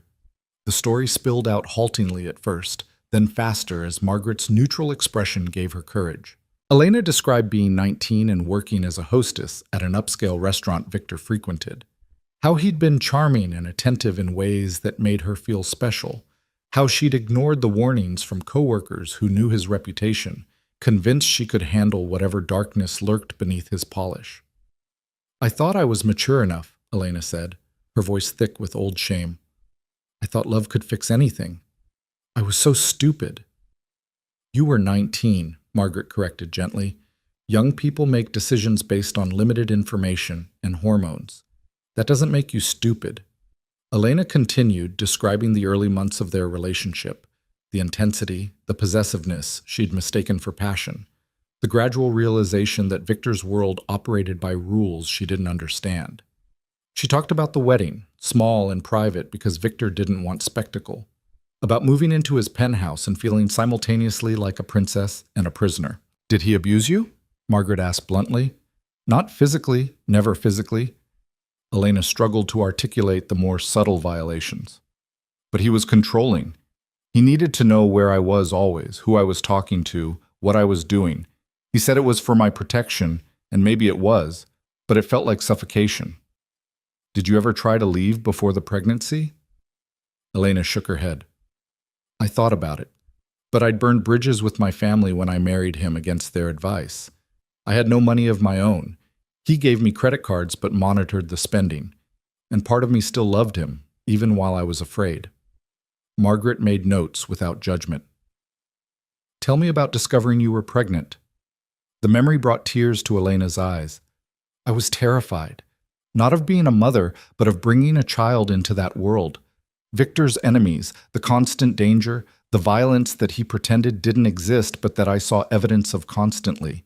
And I started thinking about what kind of father he'd be. Would he teach our son that power matters more than kindness? That fear is a tool? That people are assets or threats, but never just people? So you planned your escape. I started hiding cash. Small amounts that wouldn't be noticed. I researched how to disappear. And when Victor had to go overseas for 2 weeks and left minimal security because he thought I was compliant enough by then, I took my chance. Elena's hands twisted together. I called him from a burner phone and told him I'd lost the baby. I made myself sob, made it sound real, and then I destroyed everything that could track me and started over. Margaret was quiet for a long moment. That took enormous courage. Or enormous cowardice, depending on how you look at it. No, Margaret's voice was firm. You were a pregnant woman with no resources trying to protect yourself and your child from a situation you perceived as dangerous. That's survival, not cowardice. The validation made Elena's eyes burn. She'd spent 5 years second-guessing herself, wondering if she'd overreacted, if fear had made her cruel. Hearing someone else acknowledge the impossible position she'd been in loosened something in her chest. Walk me through the past 5 years, Margaret said. How did you manage? Elena described the hand-to-mouth existence, the constant vigilance, the exhaustion of being a single mother with no support system. She talked about changing cities twice when paranoia got too intense, about teaching Noah to be unremarkable, about the grinding poverty that came with minimum wage jobs and false identities. And in all that time, Victor never found you? I was careful. No social media, no credit in my real name, cash only when possible. I stayed in cities big enough to disappear in, but small enough that his organization wouldn't have significant presence. Elena paused. I got lucky, basically, and my luck ran out the night Noah got sick. Margaret reviewed her notes. Here's my assessment. Legally, Mr. Russo has grounds for multiple actions against you. Paternity fraud, potential kidnapping charges given you crossed state lines, with a minor he had parental rights to, emotional distress damages. In a courtroom, those facts don't look good for you. Elena's stomach dropped. So I have no chance. I didn't say that. I said the facts don't look good in isolation, but context matters. You were young, isolated, frightened, and legitimately concerned for your safety. You've been a devoted single parent for 5 years with no support. You've kept Noah healthy, safe, and clearly well-adjusted. That counts for something. Enough to win? Margaret's expression was carefully neutral. Enough to negotiate from a position that isn't complete surrender. Mr. Russo wants a relationship with his son. You want to retain your parental rights and autonomy. There's common ground there if both parties are willing to compromise. What kind of compromise? That depends on what you're willing to accept. Joint custody with structured visitation? Relocation to housing Mr. Russo provides but doesn't control? Financial support with clear boundaries? The specifics are negotiable, but you need to decide what your non-negotiables are. Elena tried to imagine any scenario where she willingly let Victor back into their lives. What if he uses his resources to manipulate the situation? What if he pretends to cooperate but gradually takes over? That's where legal safeguards come in. We draft agreements with teeth, clear custody arrangements, financial transparency, consequences for violations. We make it more expensive for him to break the agreement than to honor it. Can you actually bind someone like Victor to an agreement? Yes, Margaret said with confidence, because the leverage isn't just legal, it's reputational. Mr. Russo has spent years building a public image as a businessman and philanthropist. A nasty custody battle where he's portrayed as a controlling monster trying to destroy his son's mother. That damages his carefully constructed facade.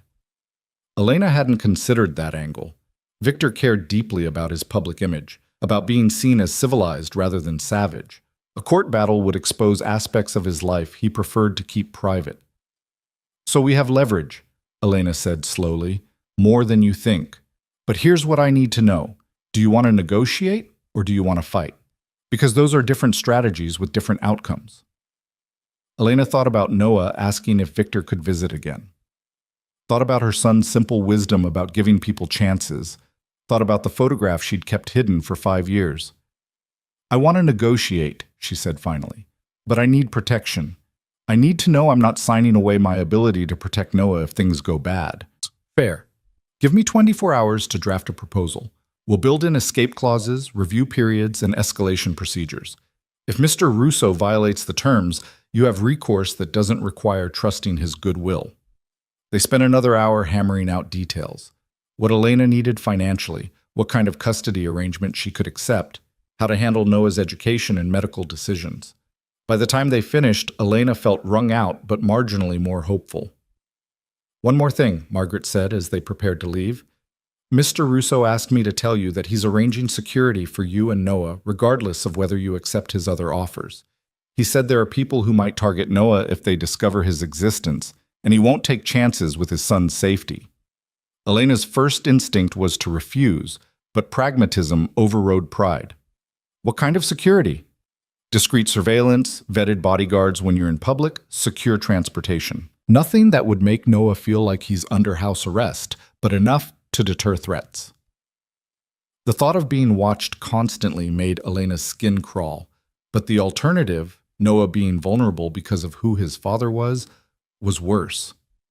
Fine, but I want details about who's watching us and what information they're reporting back to Victor. I'll make sure that's specified in the agreement. When Elena returned to Noah's room, she found Victor there again, this time showing Noah something on a tablet. They both looked up when she entered, and the resemblance between them was so striking it hurt. Mama, Victor's showing me videos of baby sea turtles. Noah's excitement was infectious. Did you know they have to walk all the way to the ocean by themselves when they're born? I did know that, Elena said, her eyes meeting Victor's over Noah's head. Pretty amazing, right? Victor says sometimes people help them if birds try to eat them. That's nice. Sometimes people need help, Victor said, his gaze still locked with Elena's. Doesn't mean they're weak. Just means the world is dangerous and we all need allies. The message was clear enough. Elena moved to Noah's other side, brushing his hair back from his forehead. His fever had been gone for more than 24 hours now, his color good, his energy returning. How are you feeling, baby? Good. Dr. Harrison said maybe I can have pancakes for breakfast tomorrow. Noah's enthusiasm for pancakes was undiminished by illness. That's great news. Noah yawned despite his excitement, the medication and healing still demanding rest. Can you both stay while I sleep? The request caught both adults off guard. Elena saw Victor's throat work, saw him struggle with some emotion too big to name.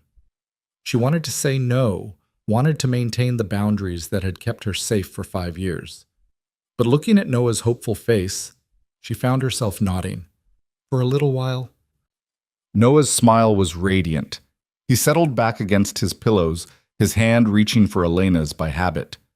Tell me a story. What kind of story? One about dragons, but nice dragons, not scary ones.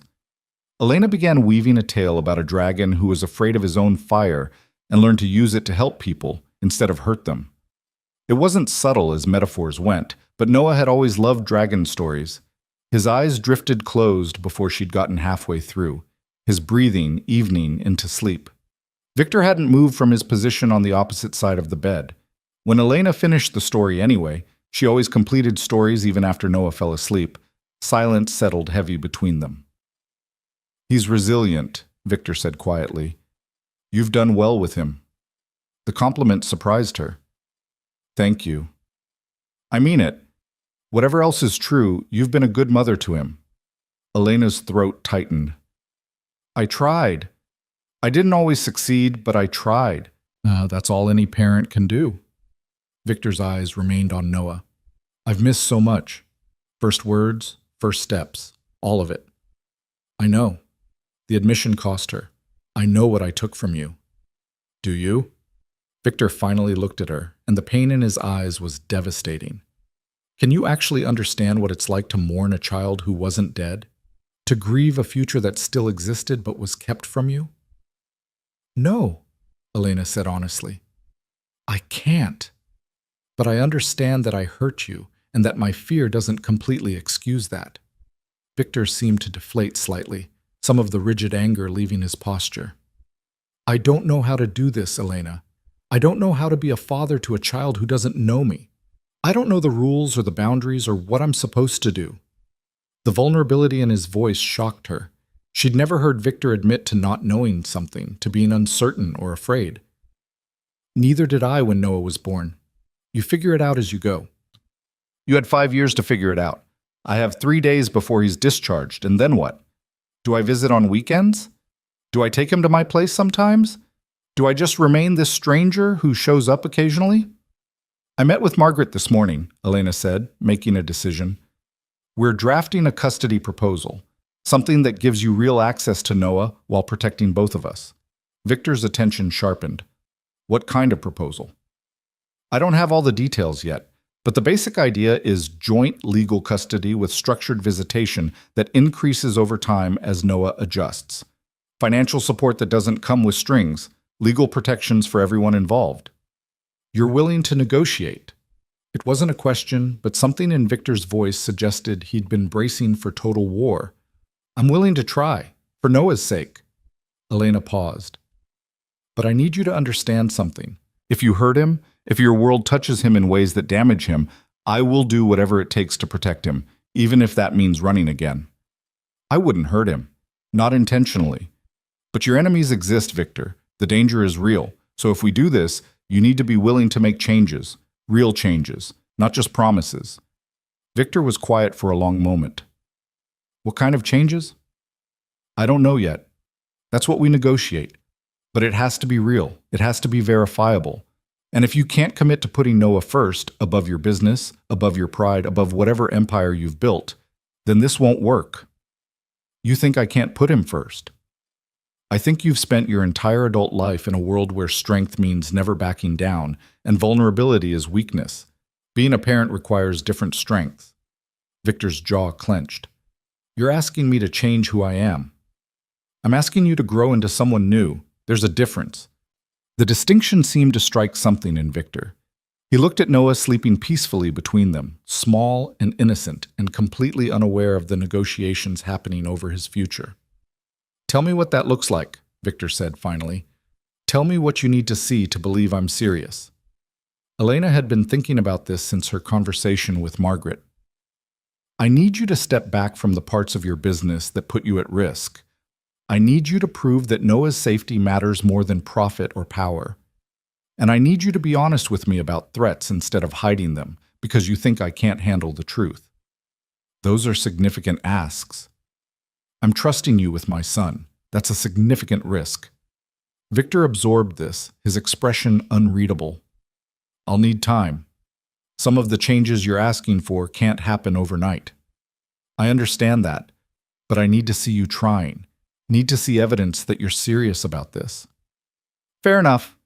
Victor stood, moving toward the door. "I have some calls to make. When Margaret has the proposal ready, I want to review it with my own lawyers before we finalize anything." "I expected that." Victor paused at the door, looking back at Noah one more time. "He asked me this morning if I was his father." I told him that was something you and I needed to discuss with him together. Elena's heart clenched. Thank you for not going behind my back.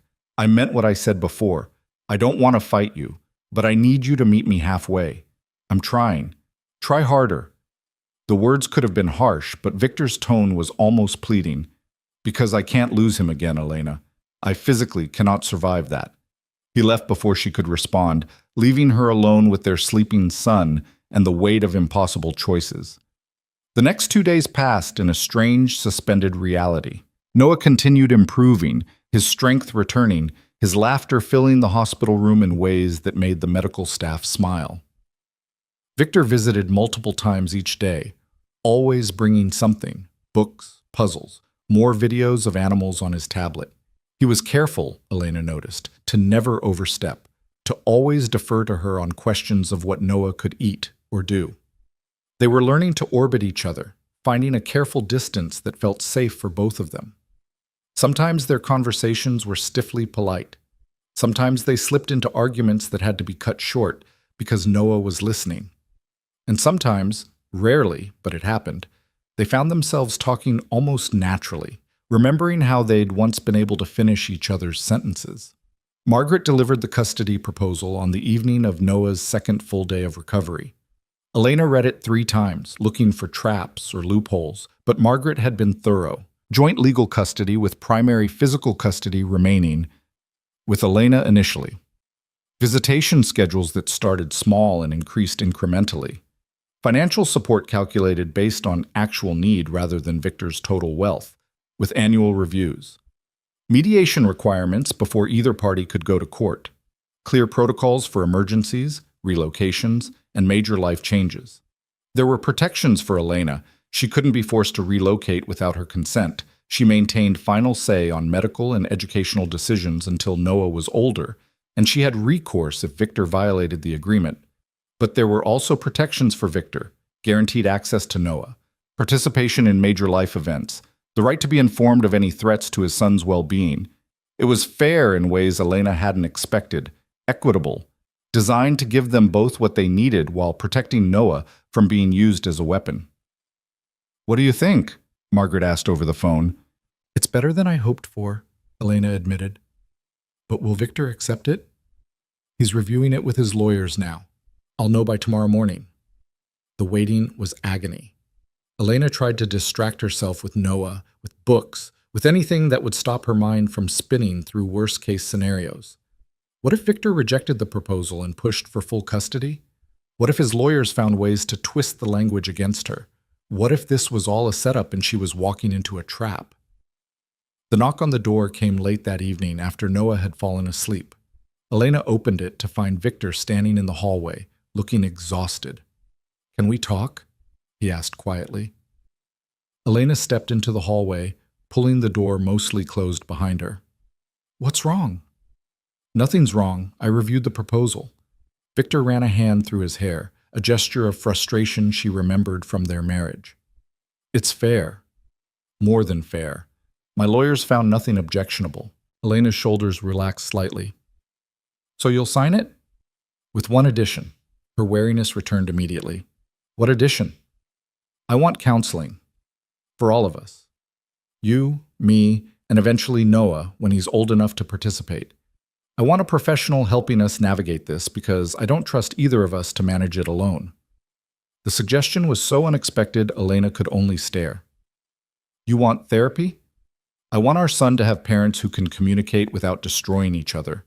If that requires professional help, then yes, I want therapy." Victor's voice was steady. "This is too important to screw up because of our egos." Elena tried to process this. Victor Russo, suggesting therapy. Victor, who'd always scorned anything that smacked of vulnerability or admitting weakness, was proposing they get professional help.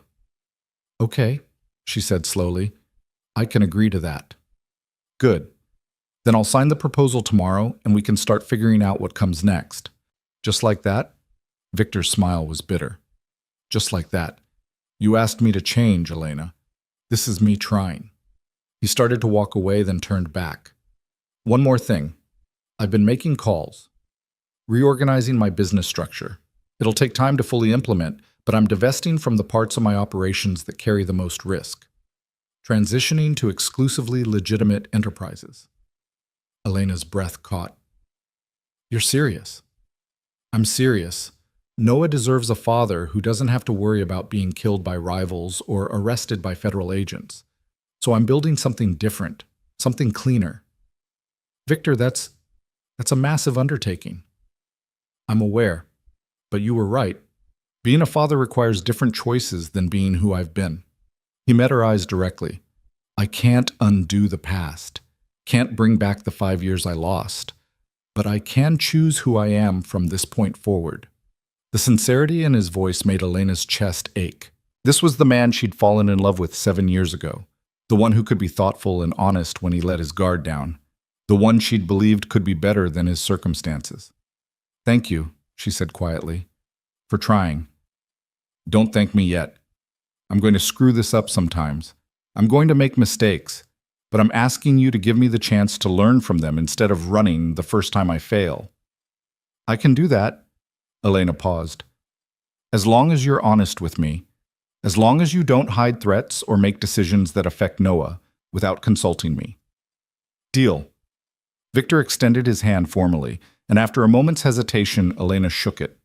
The contact sent electricity through her, muscle memory of touches that had once been commonplace.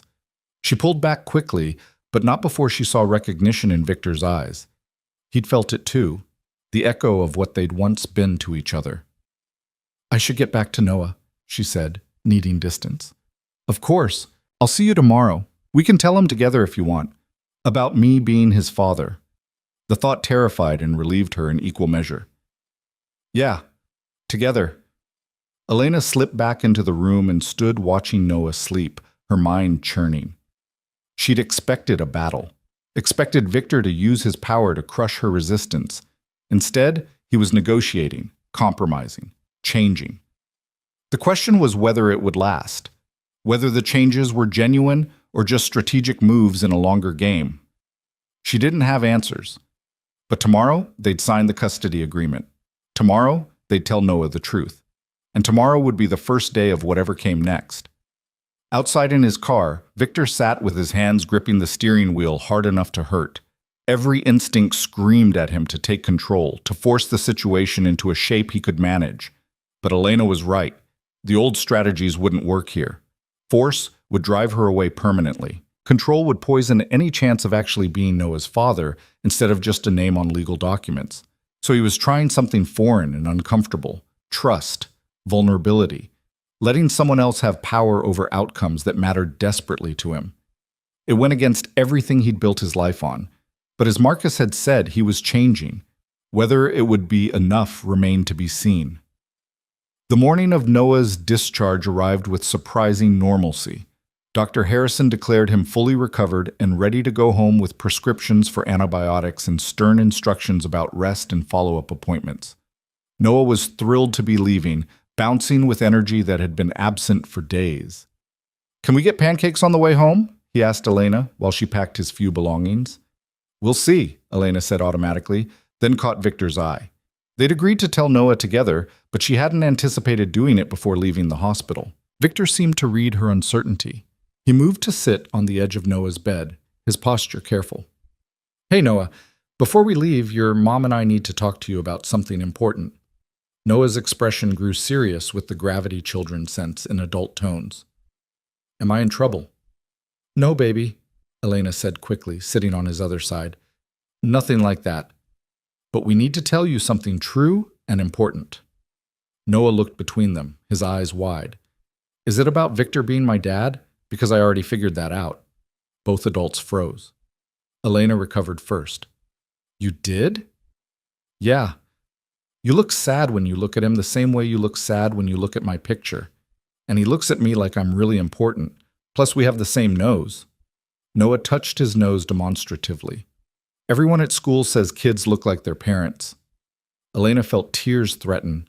Her brilliant, perceptive son had already assembled the truth from fragments and feelings. You're right. Victor is your father. Noah turned to Victor with complete seriousness. Do I have to call you Dad? The question clearly caught Victor off guard. You can call me whatever feels comfortable. Victor is fine. Dad is fine. We have time to figure it out. Okay, Noah processed this with 5-year-old pragmatism. So, are you and Mama getting married again?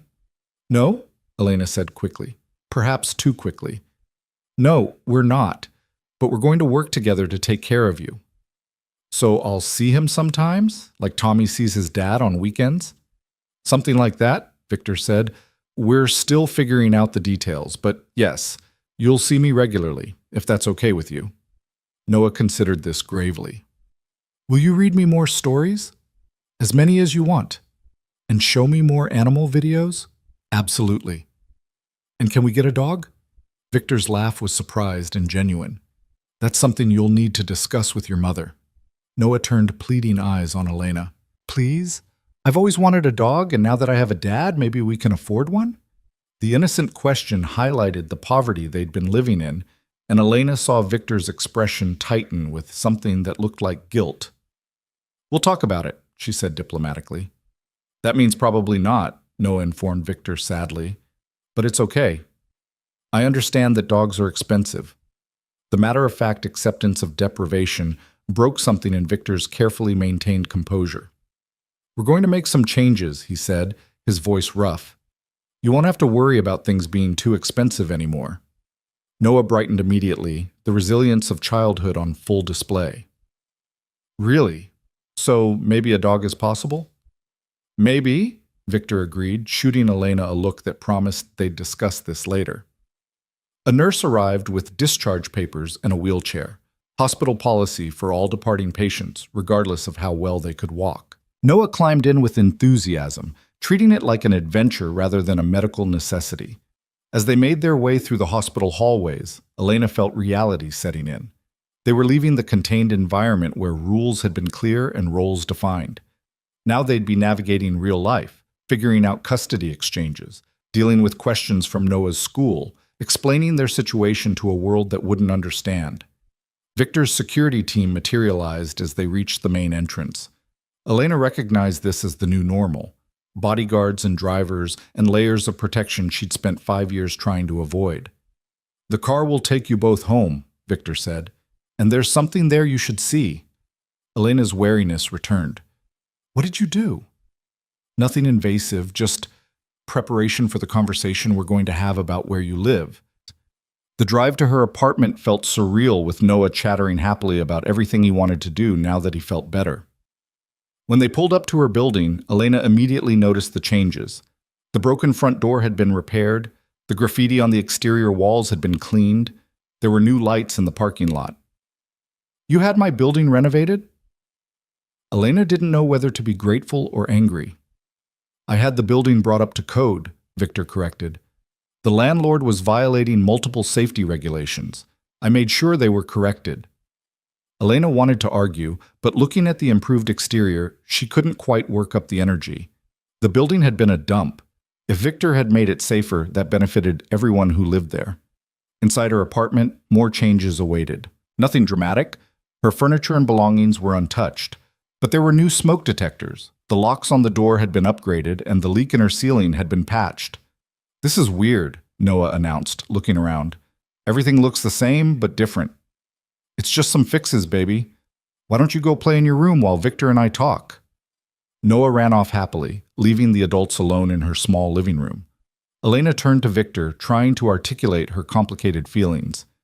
You can't just fix everything with money, she said. I'm not trying to fix everything. I'm trying to make sure my son isn't living somewhere dangerous. This is my home. And it can remain your home, Victor interrupted. I'm not asking you to move, but I'm asking you to let me make it safe. Is that really so unreasonable? Elena sank onto her worn couch, exhaustion catching up with her. No, it's not unreasonable. I'm not used to accepting help. I'm aware. Victor sat in the chair across from her, maintaining distance. But that's going to have to change.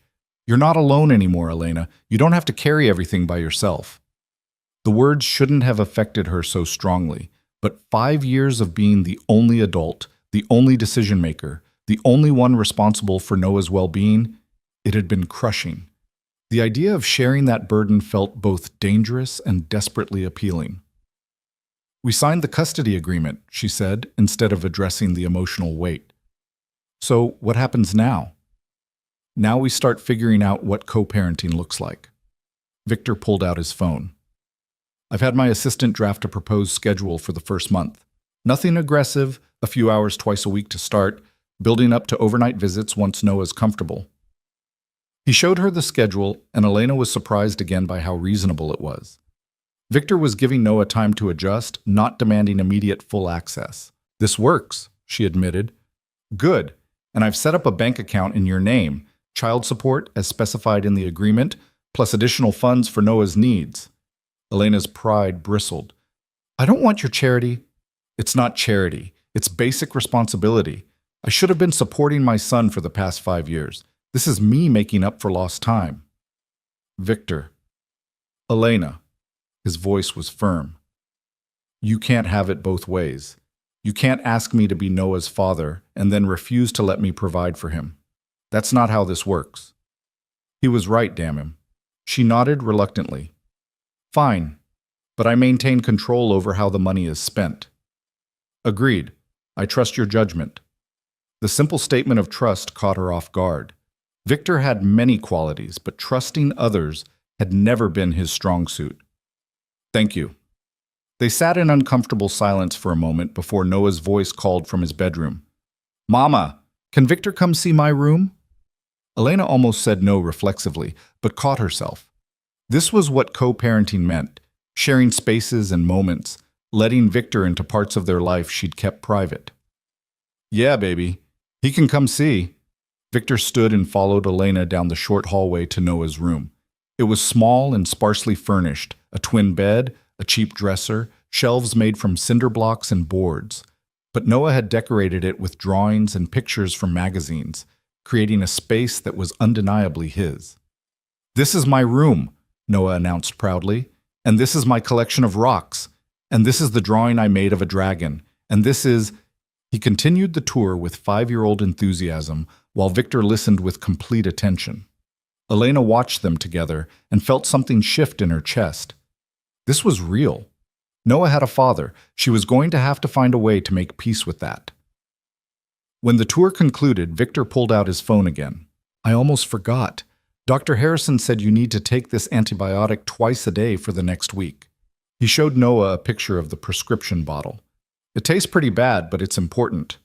I know, Noah said solemnly. Mama already told me. Good, and you need lots of rest. That's boring, though.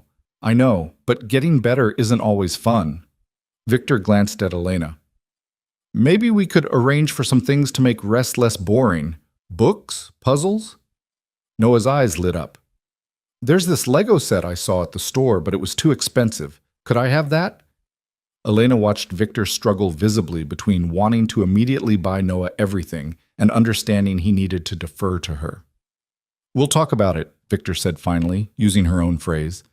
Noah accepted this with resignation, already learning his father's tells. As the afternoon wore into evening, an awkward question emerged. Was Victor leaving or staying? The custody agreement said his first official visit was in 3 days, but they'd just brought Noah home from the hospital. Leaving felt wrong, but staying felt like crossing a boundary that hadn't been clearly defined yet. Victor solved the problem by checking his watch and standing. I should go. I have some business to handle, but I'll call tomorrow to check on you, okay, Noah? Noah nodded, then surprised everyone by moving forward and hugging Victor around the waist. Thanks for the stories. Victor's arms came around his son carefully, like he was holding something precious and breakable. When he looked up, his eyes were suspiciously bright. Anytime, Noah. Anytime. At the door, Victor paused and looked back at Elena. We're going to make this work. It wasn't a question. Elena nodded anyway. Yeah, we are. After he left, Elena helped Noah into pajamas and settled him into bed. He was asleep almost immediately, his body still recovering despite his protests that he felt fine. Elena sat in her living room alone, staring at her hands. 3 days ago, her life had been difficult but predictable. Now everything had changed. She had resources she'd never dreamed of. She had a co-parent instead of solitary responsibility. And she had Victor Russo back in her life in ways she still couldn't fully process. The future was uncertain, frightening, full of potential pitfalls. But for the first time in 5 years, she wasn't facing it alone. That had to count for something. The first counseling session happened on a Tuesday afternoon, 2 weeks after Noah's discharge. Elena had arranged for a trusted neighbor to watch Noah, not wanting him present for what she suspected would be a difficult conversation. The therapist, Dr. Sarah Chen, specialized in high-conflict co-parenting situations and came highly recommended by Margaret. Her office was deliberately neutral. Comfortable chairs, soft lighting, a box of tissues positioned strategically on the side table. Elena arrived first, her palms sweating despite her best efforts to appear calm. Victor walked in exactly on time, dressed in a business suit that probably cost more than her monthly rent used to be. Dr. Chen greeted them both warmly and gestured for them to sit. "Thank you for coming. I understand this situation is complicated, so let's start with the basics. What does successful co-parenting look like to each of you?" Elena spoke first. "I want Noah to have a relationship with his father without losing the stability we've built. I want decisions made together instead of Victor steamrolling me with resources I can't match." Victor's jaw tightened, but he didn't interrupt. "And you, Victor?" Dr. Chen prompted. "I want to be a real father, not just a name on legal documents. I want Elena to trust me enough to include me in Noah's life without constantly expecting me to fail or hurt him." "Those are reasonable goals," Dr. Chen said. "But there's significant history here that we need to address. Elena, you spent 5 years in hiding because you were afraid. Victor, you spent 5 years grieving a child you thought was dead. Both of you have legitimate pain. The question is whether you can move past it." The sessions became a weekly ritual, each one excavating layers of hurt and resentment. Elena talked about feeling trapped in their marriage, about Victor's controlling behavior, about the specific terror of being pregnant and powerless. Victor talked about the devastation of believing his child was dead, about the 5 years of grief that had hollowed him out, about the betrayal of discovering it had all been unnecessary. Dr. Chen didn't let either of them off easy. She pushed Elena to acknowledge that her fear, while real, had prevented her from exploring other options. She pushed Victor to recognize that his need for control had created the conditions that made Elena feel running was her only choice. "You both made decisions based on incomplete information and powerful emotions," Dr. Chen said during their 4th session. "The question isn't whether those decisions were perfect. They weren't. The question is whether you can forgive each other enough to move forward."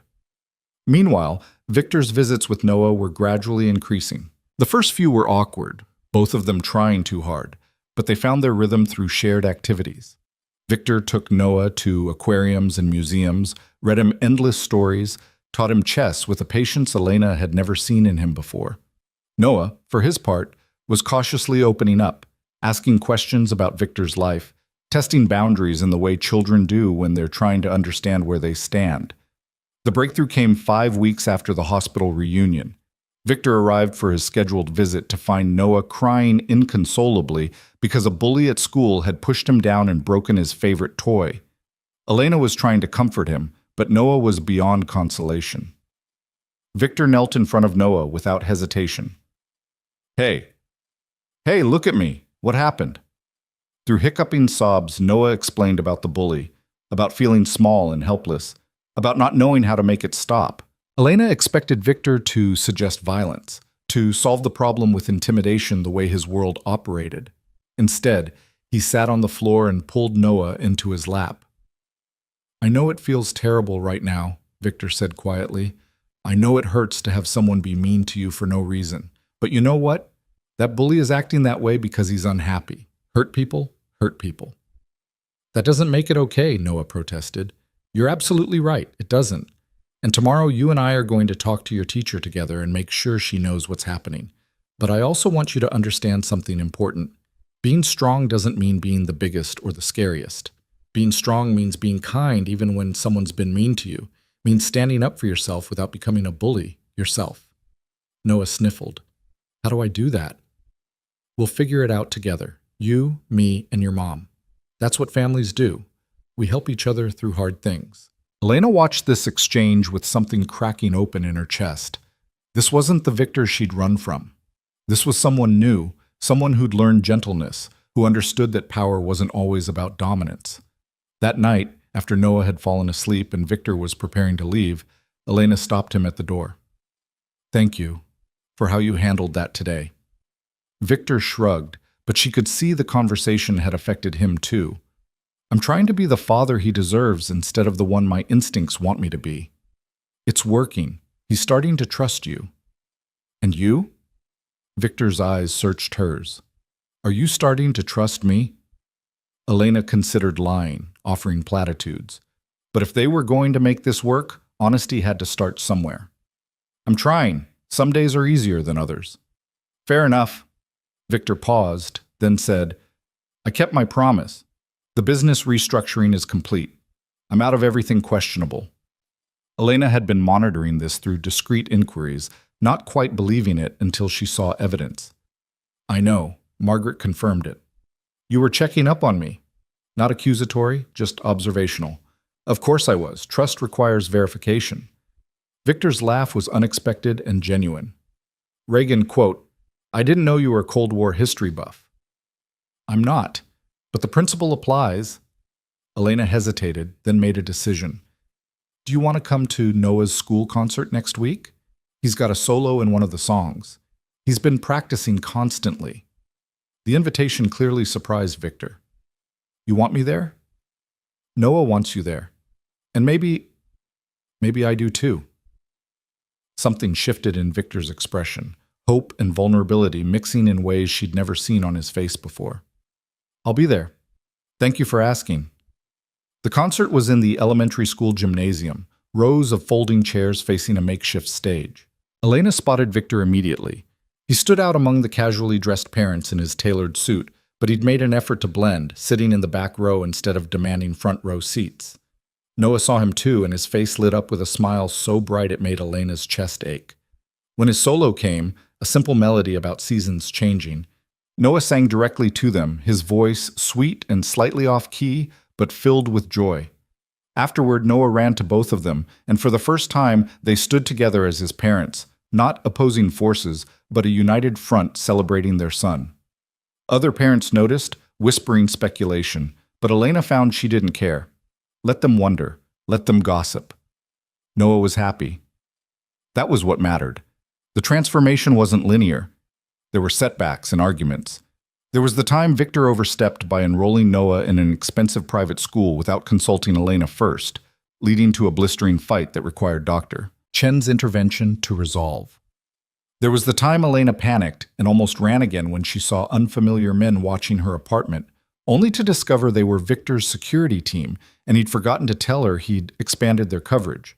But through each conflict, they learned to navigate together instead of alone, learned to communicate before acting, learned that mistakes weren't betrayals if they were addressed honestly. 6 months after the hospital reunion, Victor broached a subject Elena had been avoiding. They were in her apartment. He'd started spending time there regularly, claiming he wanted to be where Noah was comfortable. Noah was asleep in his room, and they were sharing coffee at her small kitchen table. "I need to ask you something," Victor said, his tone careful. "And I need you to answer honestly, even if you think I won't like it." Elena braced herself. "Okay. Do you think there's any chance for us? Not for Noah's sake. Not because it's practical, but because of who we are to each other."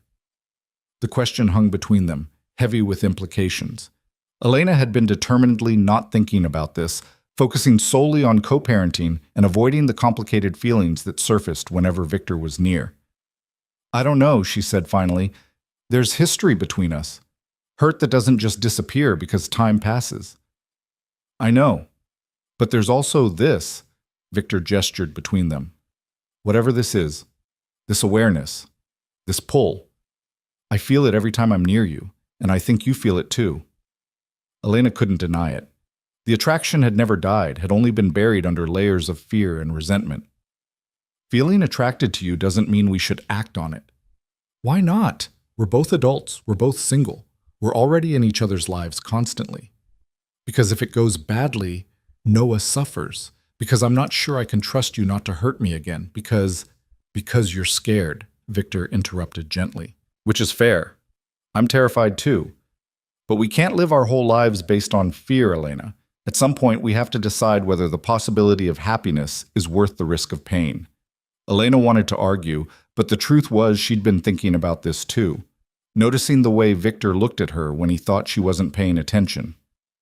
The accidental touches that lingered too long, the moments when their old chemistry sparked to life despite everything between them. "I need time," she said finally. "I can give you time, but I'm not going to pretend I don't want this. Want us. Want the family we could be instead of just the co-parents we are." The conversation stayed with Elena for days. She discussed it with Dr. Chen, who predictably refused to tell her what to do, but asked probing questions about what she actually wanted versus what she thought she should want. She discussed it with Margaret, who pointed out that the custody agreement didn't prohibit a romantic relationship, but suggested proceeding with caution. She didn't discuss it with Noah, but Noah, perceptive as always, brought it up himself one night during their bedtime routine. "Mama, do you love Victor?" Elena froze in the middle of tucking him in. "That's a complicated question, baby." Tommy's mom says it's not complicated. She says you either love someone or you don't. Tommy's mom is oversimplifying. Elena sat on the edge of Noah's bed. "Adults have complicated feelings. I care about Victor. I respect him. But love is it because he's my dad? Because you can love him even though he's my dad. Tommy's parents love each other, and they're his parents." The child logic was irrefutable. Elena smiled despite herself. "When did you get so wise?" "I don't know, but I think you should give him a chance. He's trying really hard to be good." "I know he is. And you look happy when he's here. Happier than you looked before, when it was just us." The observation pierced straight through Elena's defenses. She hadn't realized Noah had noticed her loneliness during their years alone, had cataloged her unhappiness and filed it away. "I love you so much," Elena said, pulling him into a hug. "You know that, right?" "I know, and I love you too. And I think I love Victor now too. Is that okay?" "Of course it's okay. You're allowed to love whoever you want." "Then why aren't you?" The question kept Elena awake long after Noah fell asleep. Why wasn't she allowing herself to love Victor again? Because he'd hurt her before? Because his world was dangerous? Or because being vulnerable again terrified her more than any external threat? The decision crystallized 2 weeks later when Victor's past caught up with them anyway. Elena was walking Noah home from school when a car pulled up beside them, moving too slowly, windows tinted too dark. Every instinct she'd honed during 5 years of running screamed danger. She grabbed Noah's hand and started walking faster, but the car matched their pace. The back window rolled down and Elena's heart stopped. But instead of a weapon, a face appeared. A woman's face, hard and bitter. "You must be Elena," the woman said. "Victor's little pet project. Did he tell you about me? About Christina?" Elena's blood ran cold. Christina, Victor's girlfriend who'd died. The one Elena had used to justify her fear. "I don't know what you want. I want you to know the truth about your precious Victor." The woman's voice was venomous. "I want you to know that Christina didn't die in a random accident. She died because of Victor's enemies, and he covered it up to protect his reputation." "Mama, who is that?" Noah's voice was frightened. Elena pulled him closer, backing away from the car. "We're leaving. Don't follow us." "He'll destroy you too," the woman called after them. "Everyone who loves Victor Russo ends up destroyed. Remember that when—" Security appeared from nowhere. Victor's team materializing with the efficiency Elena had come to expect. They surrounded the car, forcing it to stop. One of them escorted Elena and Noah quickly away, while others dealt with the woman. By the time they reached Elena's apartment, she was shaking. She got Noah settled with a snack and cartoon, then called Victor with trembling hands. "There was a woman," she said without preamble. "She stopped us on the street, said Christina's death wasn't an accident, said it was your enemies and you covered it up." Victor's silence was damning. When he spoke, his voice was heavy. "Where are you now?" "Home. Your security team handled it. But Victor, if she's right, if you lied about how Christina died, I'll be there in 10 minutes. We need to talk face to face." He arrived in 8 minutes, his expression grim. Noah was still occupied with his cartoon, so they stepped into Elena's bedroom for privacy. "Tell me the truth," Elena demanded. "All of it. No more protecting me from reality." Victor's shoulders sagged. Christina's death was an accident. A drunk driver ran a red light and hit her car. That part was true. But what I didn't tell you was that she was leaving a meeting with me when it happened. A meeting where I'd told her we were done because I was still in love with my wife who'd left me. Elena processed this. So her being near you contributed to her being in that place at that time. Yes. And I've carried that guilt for 5 years. Not because her death was my fault. The drunk driver killed her, not me. But because if we'd never gotten involved, she wouldn't have been there. Who was the woman today? Christina's sister. She blames me for her death. Has been harassing me periodically for years. My security team has standing orders to remove her from my vicinity. Elena sat on the bed, trying to sort through her feelings. You should have told me about this before. I know. I was trying to protect you from my past, but you're right. You deserve the full truth, not sanitized versions. Victor knelt in front of her, his eyes earnest. I can't promise that my past won't touch you and Noah sometimes. I've spent 15 years building an empire, and that comes with enemies and complications. What I can promise is honesty. No more hiding threats or difficulties. Elena looked at him, really looked at him. At the man who'd spent 6 months proving he could change, who'd restructured his entire life for their son, who was kneeling before her offering transparency instead of excuses. I'm scared, she admitted. I'm scared of getting hurt again. Scared of Noah getting hurt. Scared that loving you means signing up for a life where danger is always lurking. I know, but Elena, danger exists whether we're together or not. Christina's sister would have confronted you regardless. My enemies know Noah exists now. Being separated doesn't make you safer. It just makes you face threats alone instead of together. Together, Elena repeated softly. Is that what we are? That's what I want us to be, if you'll risk it. Victor took her hands in his. I love you. I never stopped loving you even when I thought I should hate you for leaving. And I think, maybe, you still love me too. The truth was she did. Despite everything, despite 5 years apart, despite the fear and anger and hurt. She loved this man who'd been broken by losing them and had used that breaking to become someone better. I do love you, Elena said, and watched hope bloom across Victor's face. But if we do this, we do it differently than before. Equal partnership, full transparency, no controlling behavior disguised as protection. Agreed. Anything else? Family therapy continues, and if you ever make me feel trapped again, I'm gone. Not running away this time, but choosing to leave. There's a difference. Understood. Victor's hands tightened on hers. Can I kiss you? Elena laughed despite the gravity of the moment. You're asking permission?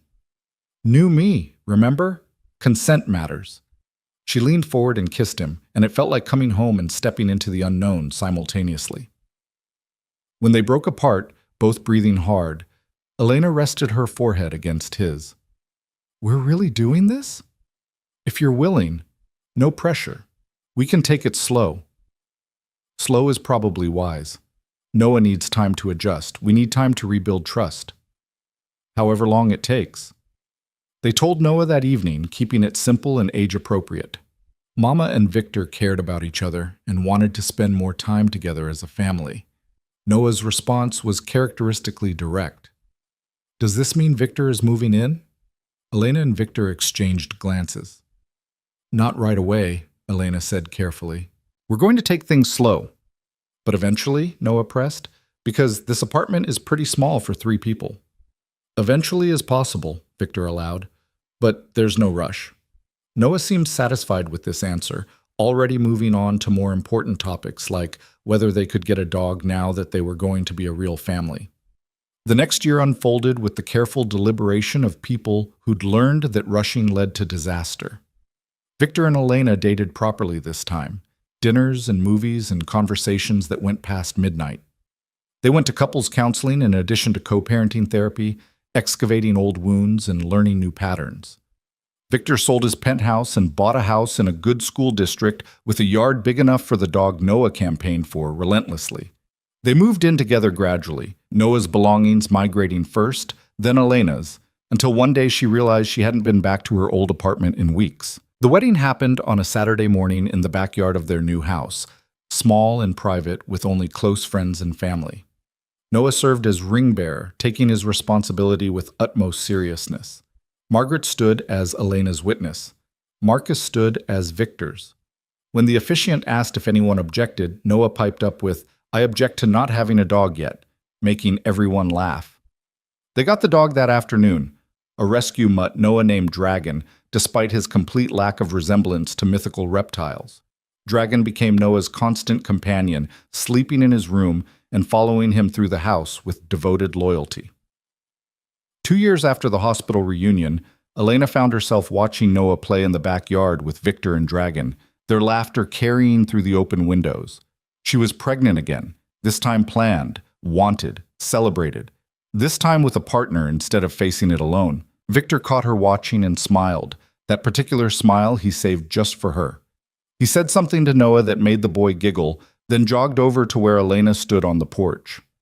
"What are you thinking about?" he asked, wrapping his arms around her from behind, his hands settling on her growing belly. "About how different everything is now. About how terrified I was 2 years ago, and how that fear almost cost us everything. But it didn't. We found our way back to each other. We built something new," Elena corrected. "Better than what we had before because it's built on honesty instead of fear." Victor pressed a kiss to her temple.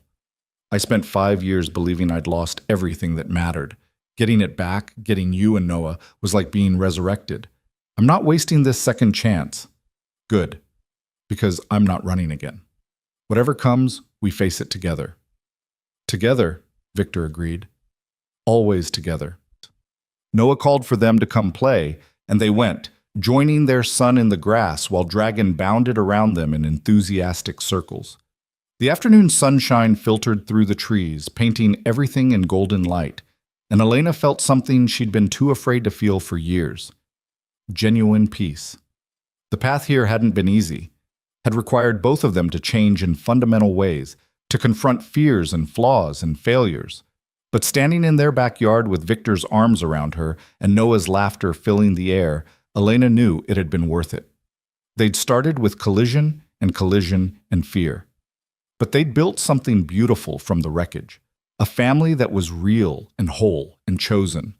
Not perfect, not without complications or challenges, but theirs, built on truth and trust and the kind of love that survived being tested. Years later, when Noah was older and asked about how his parents got together, Elena would tell him the truth, that sometimes love required running away, and sometimes it required standing still. That being brave meant facing fear instead of being controlled by it. That family wasn't just about biology, but about choosing each other every day. And when Noah inevitably asked if she regretted the 5 years they'd spent apart, Elena would pause and consider. Those years had been hard, lonely, frightening, but they'd also shaped her into someone strong enough to stand beside Victor as an equal instead of being overshadowed by him. Had given him time to become someone capable of partnership instead of domination. "I regret the pain," she would say finally, "but I don't regret who we became because of it." Because in the end, that was the truth. They'd both been broken by their separation, but they'd used those broken pieces to build something stronger than what existed before. And that was worth everything. The evening settled soft around their house, lights glowing warm against the darkening sky. Inside, Noah was already asleep, Dragon curled at the foot of his bed. Elena and Victor sat together on the porch swing, her head on his shoulder, his hand resting on her belly where their daughter was growing. "Do you think she'll be as stubborn as Noah?" Victor asked. "She's your daughter. Of course she'll be stubborn." "Our daughter," Victor corrected gently. "Everything good in my life is ours now." Elena smiled and pressed closer. Somewhere in the distance, city lights glittered against the horizon, the world they'd both come from, still turning, still dangerous, still complicated. But here, in this moment, they were simply a family, safe, together, home. And that was everything.